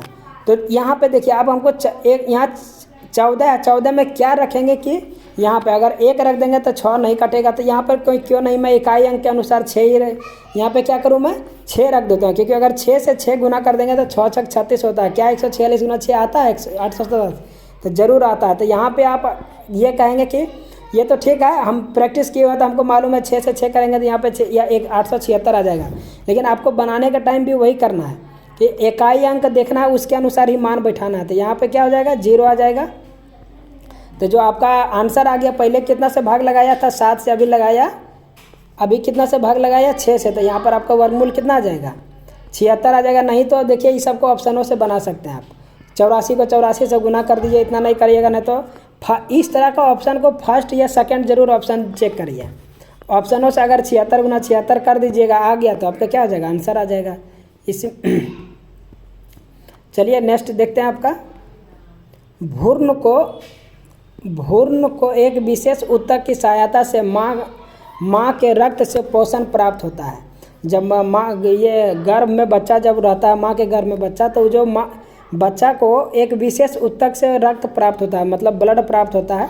किसके अनुसार, किससे प्राप्त होता है, गर्भनाल से, फैलोपियन ट्यूब से, गर्भाशय, ग्रीवा से, किससे प्राप्त होता है। तो आप देखिए यहाँ पे गर्भनाल लिखा था इसलिए कंफ्यूज कर रहे हैं। गर्भनाल को ही बोलते हैं प्लेसेंटा। प्लेसेंटा लिखेंगे तुरंत याद आ जाएगा कि प्लेसेंटा ही क्या होता है, प्लेसेंटा ही जो होता है उससे क्या होता है, जो आपका भ्रूण होता है उसका पोषण होता है। किससे, सारा प्लेसेंटा से। प्लेसेंटा को हिंदी में गर्भनाल बोला जाता है। फैलोपियन ट्यूब क्या है, फैलोपियन ट्यूब में क्या होता है, निषेचन होता है आपका। फैलोपियन ट्यूब में क्या होता है, निषेचन होता है। गर्भाशय में क्या होता है, बच्चा पलता है गर्भाशय में। और गर्भाशय ग्रीवा किसको बोलते हैं, योनि से। आपका योनि से लेके गर्भाशय के बीच जो आपका डिस्टेंस होता है, जो दूरी होता है, उसी को क्या बोलते हैं, गर्भाशय ग्रीवा बोला जाता है। चलिए नेक्स्ट क्वेश्चन पे चलते हैं। नेक्स्ट क्वेश्चन है, 1 जनवरी 2018 को सोमवार था, तो इनमें से किस वर्ष में नए वर्ष की शुरुआत सोमवार से होगी। देखिए 1 जनवरी 2018 को सोमवार था, तो इनमें से कौन सा ऐसा वर्ष है जो उसका भी जो 1 जनवरी होगा वो सोमवार होगा। तो ये कैसे पता करेंगे, तो ये 2018 है ना, उसके बाद देखिए 2024 लिखा हुआ, 22 20 और 2023। तो उसके लिए आपको ऑप्शन से नहीं, यहाँ से चलना पड़ेगा। 2018 के बाद क्या आएगा 19, फिर 2020, फिर 2021, फिर 2022 और 2023 और फिर 2024, लास्ट 24 तक है ना, 24 तक देख लेंगे। तो देखिए कौन सा ऑप्शन में आपका करेक्ट हो पाएगा। 18 से 19 में जाएंगे तो कितना, 1 दिन एक दिन बढ़ेगा। फिर 19 से 20 में जाइएगा तो कितना बढ़ेगा, 1 दिन बढ़ेगा। लेकिन 20 से 21 में जाएगा तो कितना दिन बढ़ जाएगा, 2 दिन बढ़ेगा। 20 से 21 में जाएंगे तो 2 दिन बढ़ेगा। फिर 21 से 22 में जाएंगे तो 1 दिन बढ़ जाएगा आपका। 22 से 23 में जाएंगे तो कितना दिन बढ़ेगा, 1 दिन।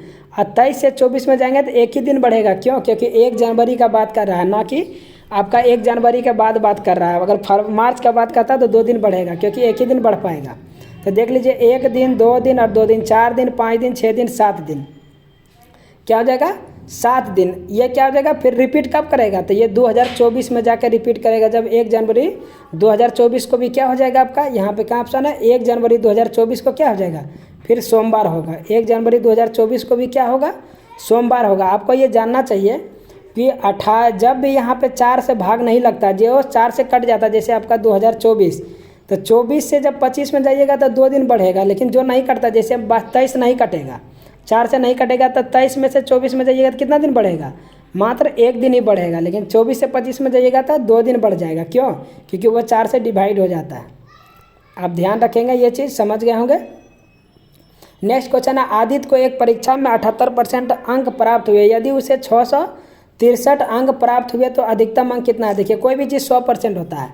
663 है ना, 663 का मान कितना? 78% है। कोई भी चीज़ कितना होता है? 100%।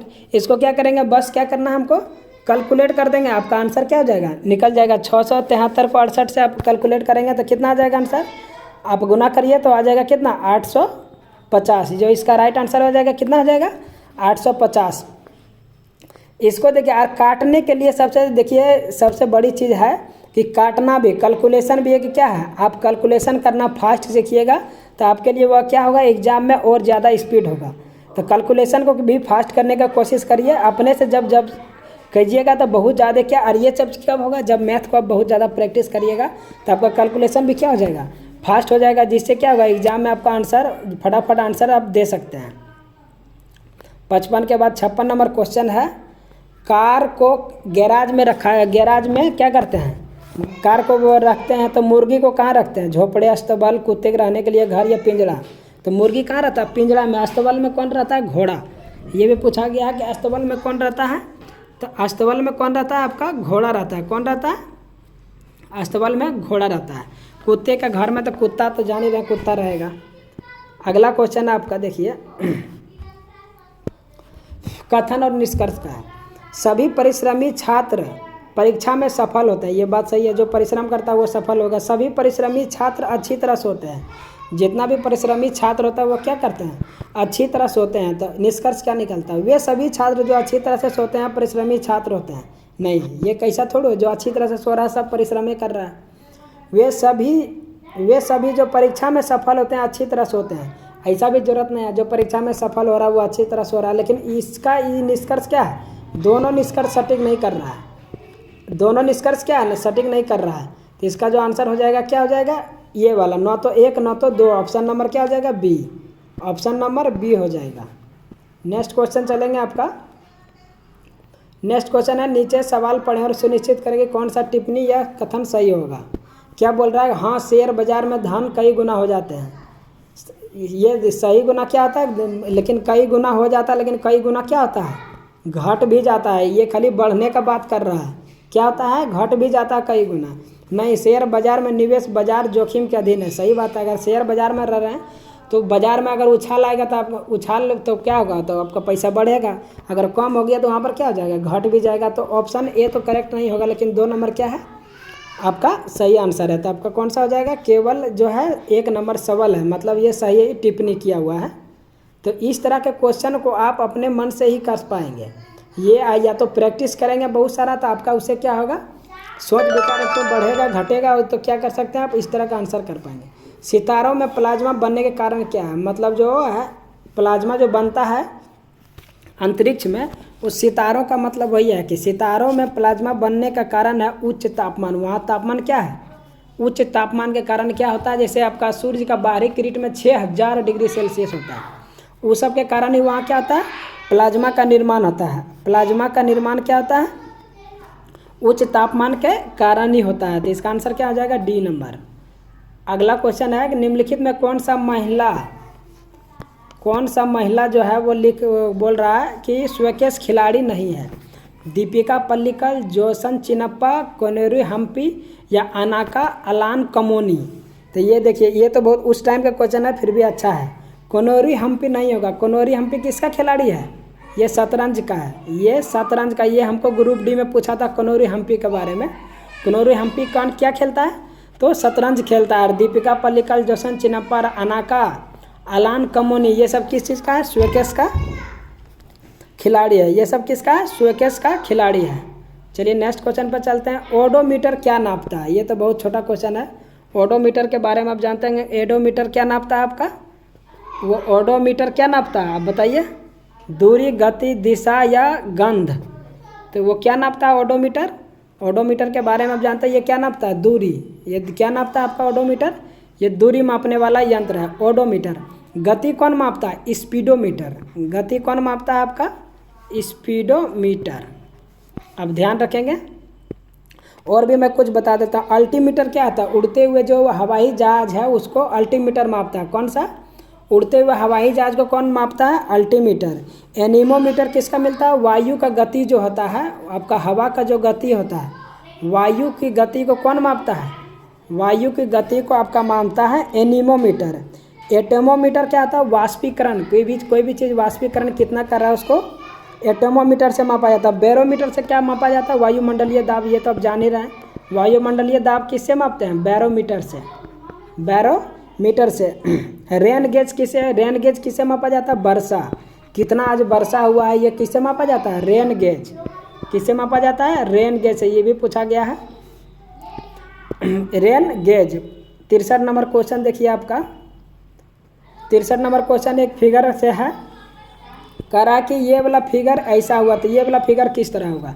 सीधा बताना। देखिए ये ऊपर था तो ये क्या हो गया? नीचे हो गया। ये अभी राइट के तरफ है तो सीधा सीधा क्या हो जाएगा भैया? क्योंकि ये ऊपर था तो उलट गया। उलटना ही है। ये राइट है तो ये क्या हो जाएगा? लेफ्ट। लेफ्ट में कौन है देख लीजिए। ये ऊपर है तो ये नीचे जाके क्या कर जाएगा? लेफ्ट कर जाएगा। तो ऑप्शन नंबर क्या हो जाएगा? सी है। इसको एकदम धक्का आंसर मारते जाना है कि ये ऊपर था नीचे हुआ, ये भी राइट है तो आपकी लेफ्ट होगा, जस्ट नीचे हो जाएगा क्योंकि ये ऊपर की दिशा की ओर था, ये नीचे की ओर हो गया। तो इसका जो राइट आंसर क्या हो जाएगा आपका? सी नंबर। राइट आंसर क्या हो जाएगा? C number. चलिए नेक्स्ट क्वेश्चन पे चलते हैं। नेक्स्ट क्वेश्चन है आपका 63 नंबर के बाद। चलिए नेक्स्ट क्वेश्चन पे आपका 63 के बाद 64 नंबर क्वेश्चन है। देखिए 64 नंबर क्वेश्चन बोल रहा है कि एक प्लेटफॉर्म पर खड़े एक आदमी को पार करने के लिए 54 किलोमीटर प्रति घंटे की गति से चलने वाली 180 मीटर लंबी एक रेलगाड़ी द्वारा कितना समय लिया जाएगा? देखिए ये मीटर में दिया हुआ, तो ये देखिए 180 मीटर है, रेलगाड़ी है, आदमी खड़ा है तो 54 किलोमीटर प्रति घंटा। इसको 5/18 से अगर आप क्या करेंगे भाग दे देंगे तो ये भी मीटर पर सेकेंड में जाएगा। इसको काट दीजिए, इसको आप काट दीजिए। यहाँ पे 180 है, 18 है, 5 है। इसको काटेंगे तो कितना हो जाएगा? 18 छठी 18 3 54, 18 दा है 180, 5 दूनी 10 तो मतलब 18 दूना 36 सेकेंड हो जाएगा। यहाँ पे कितना आ जाएगा? यहाँ कितना आंसर आ जाएगा आपका? 1 सेकेंड। 54 गुना 5/18 180 मीटर को है तो दूरी बटे चाल, तो 1 सेकेंड। 54 को 5/18 से डिवाइड कर दीजिए, इसको मीटर पर सेकंड। 18 दिया 54 तो 5 दिया 15 हो गया। आपका कितना दिया हुआ? पूरा 180 मीटर ना। 180 मीटर लंबाई को आप अगर 15 से डिवाइड कर देंगे तो कितना हो जाएगा? 15 × 150, 15 दूना 30, मतलब आपका कितना आ जाएगा? 12 सेकेंड आपका राइट आंसर आ जाएगा। कितना सेकेंड आ जाएगा? 12 सेकेंड। इसका राइट आंसर जो हो जाएगा वो 12 सेकेंड हो जाएगा। अगला क्वेश्चन है प्रोस्टेट ग्रंथि किसके नीचे मौजूद होता है? प्रोस्टेट ग्रंथि मूत्राशय, गुर्दे, लिंग या अंड कोशिका। तो इसका जो राइट आंसर हो जाएगा वो किसके नीचे होता है? प्रोस्टेट ग्रंथि जो होता है, प्रोस्टेट ग्रंथि वो मूत्राशय के नीचे होता है। कहाँ पर होता है?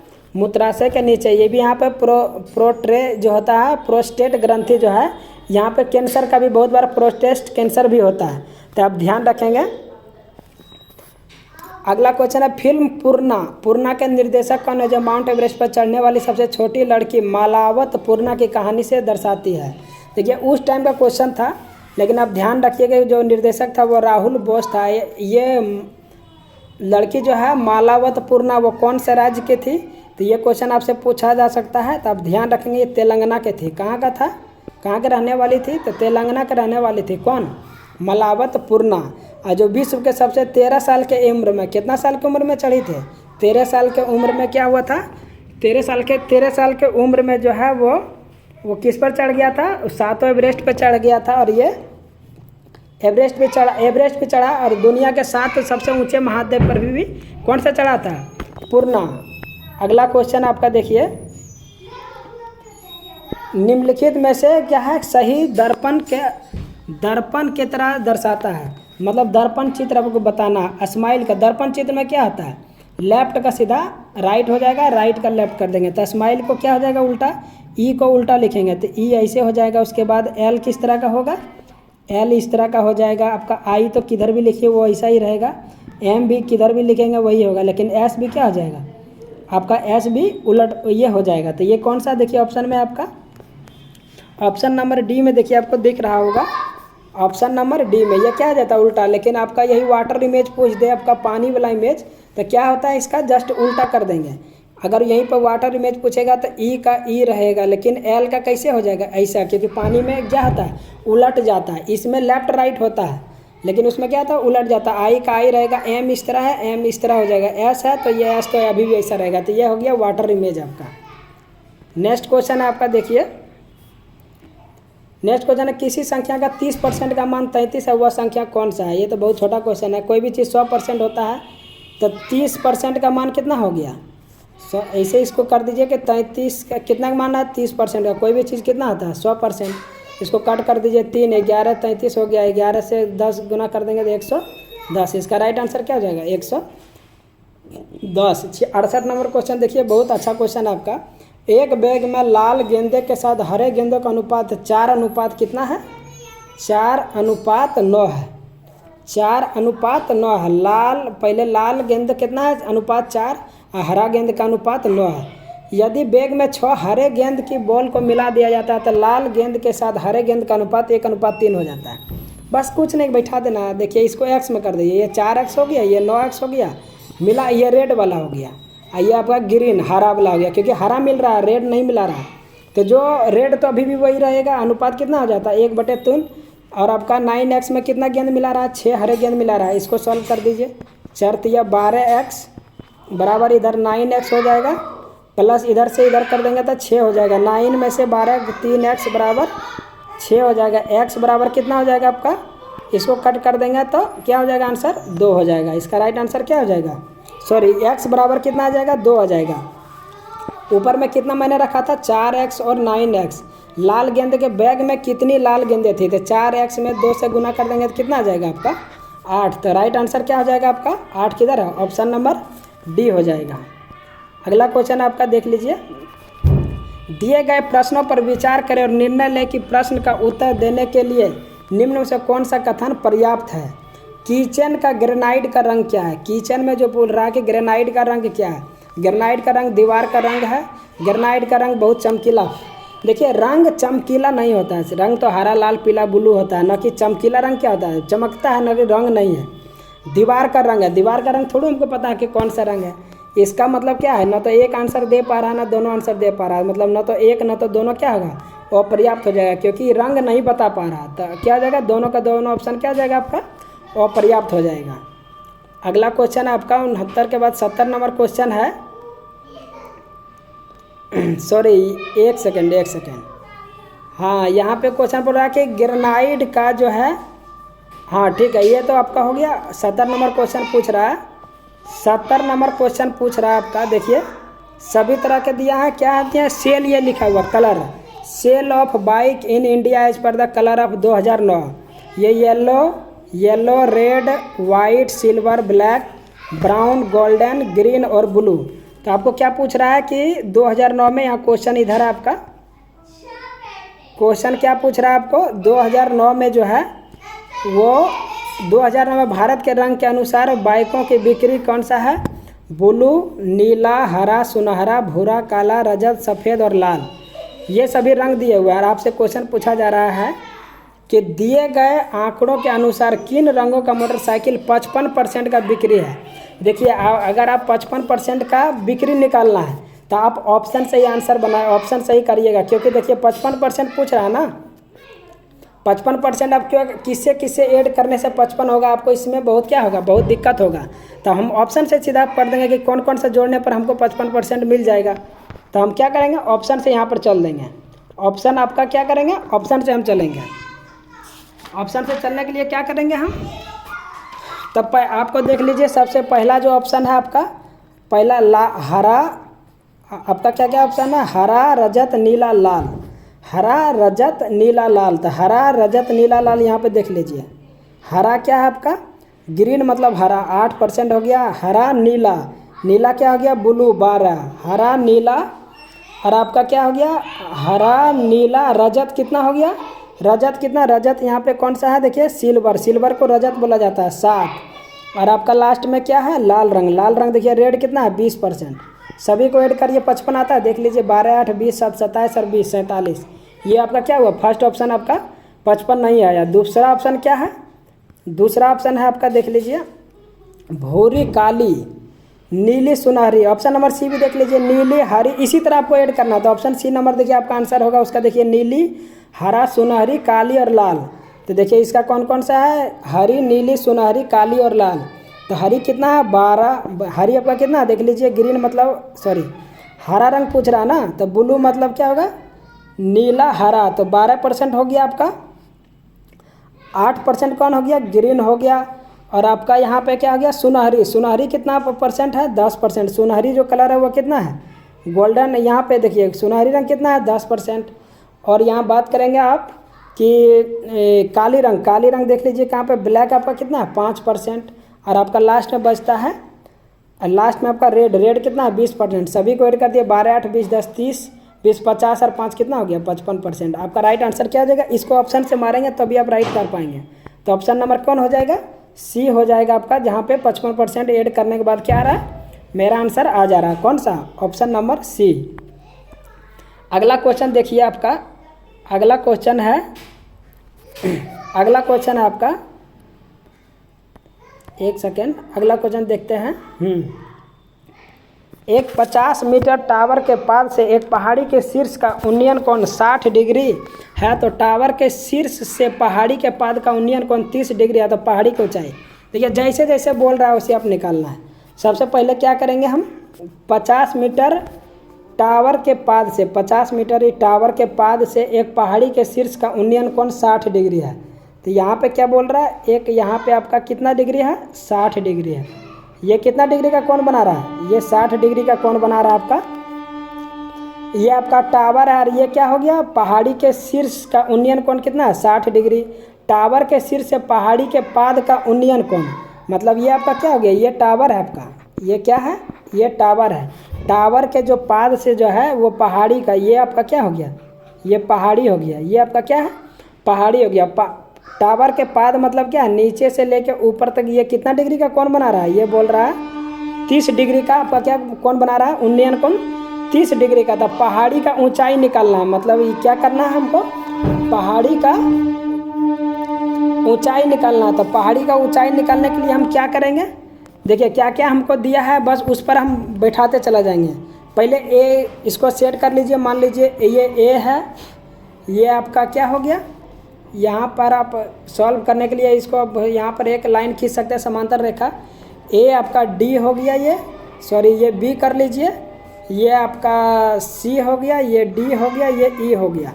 आप इसको बस जस्ट क्या करेंगे सेट कर देंगे, कुछ नहीं करेंगे। 10 60 सबसे पहले आपको ये वाला आपको इधर से चलना है, तो त्रिभुज कौन सा चलेंगे, त्रिभुज ए डी ई, त्रिभुज ए डी ई, त्रिभुज ए डी में हम लोग क्या करेंगे 10 60 बराबर, 10 60 बराबर क्या हो जाएगा, ए डी में क्या करेंगे 10 60 है, तो 10 60 का मतलब क्या है ए ई, मतलब क्या आता है उसका लंब बटे आधार, तो ए ई हो जाएगा, ए ई बटे क्या हो जाएगा आधार में हो जाएगा आपका ई डी, ए ई बटे क्या हो जाएगा ए ई डी। दूसरा आप कर लेंगे, ये आ गया, और दूसरे त्रिभुज से चलेंगे, दूसरा त्रिभुज कौन सा है आपका 30 डिग्री वाला त्रिभुज ले लेंगे, तो ये सी डी ई, त्रिभुज सी डी ई, त्रिभुज सी डी, और ये तीनों त्रिभुज ले लेंगे, तो इसका क्या करेंगे हम लोग निकाल देंगे इसका tan 30, tan 30 क्या होता है 1/√3, 1/√3 होता है।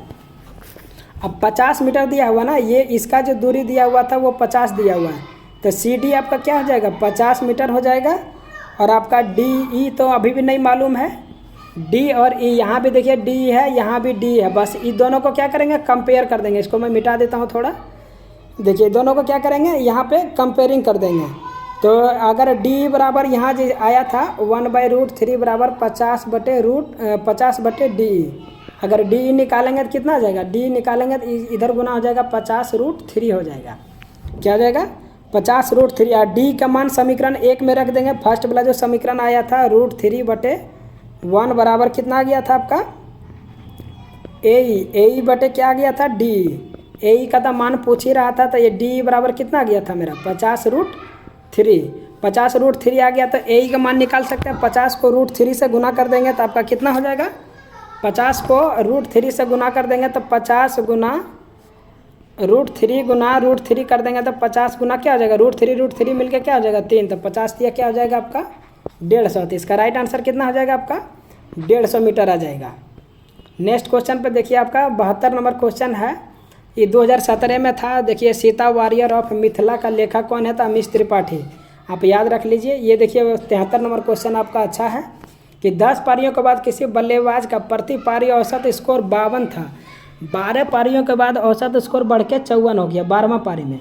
यदि बल्लेबाज ने पिछली एक पारी की तुलना में 12वीं पारी में 16 रन अधिक बनाए तो उसने 11वीं पारी में कितना रन बनाया। देखिए 10 पारी में 52 है, तो 10 गुना क्या करते हैं, 10वीं पारी में पहले निकाल लेते हैं कि 10 पारी में कितना बनाया। 10 गुना 52, तो ये कितना आ जाएगा 520 रन आ गया, 520 रन। 11वीं पारी में मान लेते हैं कि कितना बनाया, नहीं पता है तो x रन बनाया। 12वीं पारी में क्या बोल रहा है कि पिछली पारी भैया तो 11वीं होगा ना, तब ना 12वीं पारी होगा। तो पिछला मान लेते हैं 11वीं पारी में x बनाया, तो 12वीं पारी में कितना हो जाएगा x + 12। लेकिन यहाँ पे औसत देखिए आपका 12वीं पारी का औसत बढ़कर 54 हो गया। औसत की क्या दिया हुआ है, इसका 54 दिया है। तो 12 पारी का अगर औसत 54 दिया है तो 12 गुना पहले ये भी 12वीं पारी में x + तो 12 ये तो हो गया, लेकिन 12वीं पारी को अगर 54 दिया है तो कुल कितना हो गया, कुल बात करेंगे तो 648 हो जाएगा। कितना हो जाएगा, 12वीं पारी का औसत दिया हुआ था 54, तो कितना हो जाएगा 648। 10 पारी का 520 और 648, ये वाला आप याद रखिएगा। इसको कर लेता हूँ मैं, 648 क्या आया था आपका 12वीं पारी में आया था, 10वीं पारी में कितना आया था 520। ये दोनों को आप घटा दीजिएगा तो कितना आ जाएगा आपका 128। तो जो 128 आ रहा है 12 में से 10 घटाइए तो 11वीं पारी का तो बता रहा है। क्या बता रहा है, 11वीं पारी का ही तो बता रहा है, लेकिन 11 पारी में कितना होगा। ये जो आपका 128 आया है, मान लेते हैं 11 पारी में x बना और 12 पारी का हम क्या भी बताया था x + 16, यही तो कुल होगा। इसी बराबर तो 128 बात कर रहा है आपका। x जो 11वीं पारी में बना, 12वीं में x से कितना बना, x 16 रन ज़्यादा बना था, तो x + 16 हो जाएगा। इसी बराबर तो 112 हो जाएगा। तो x का मान कितना निकाल देंगे आप 56। तो इसका राइट आंसर क्या हो जाएगा आपका, राइट आंसर जो हो जाएगा वो 56 हो जाएगा। चलिए आपका 74 नंबर क्वेश्चन है कि दिए गए श्रृंखला में दाईं ओर से अंक से पूरी तरह विभाज्य है। कितना अंक है जो दाईं ओर से पूरी तरह विभाज्य है। देखिए 8 को 8 से विभाज्य करिएगा तो पूरी तरह विभाज्य है। एक 6 वाला है, एक 8 है, एक यहाँ पर है, 3 से 6 से है। कितना हो जाएगा 1 2 3 4। तो इसका राइट आंसर कौन सा हो जाएगा आपका, राइट आंसर कौन सा हो जाएगा 5। कितना है 1 2 3 और एक यहाँ 4, एक यहाँ पर है 5। तो इसका राइट आंसर 5 हो जाएगा। लास्ट क्वेश्चन है 20 28 और 48 का मौसम। ये आप खुद कमेंट करके आंसर दीजिए कि इसका मौसम क्या होगा, महत्तम समावर्तक। आपको वीडियो अच्छा लगता है लाइक शेयर सब्सक्राइब जरूर करिए। Thank you very much.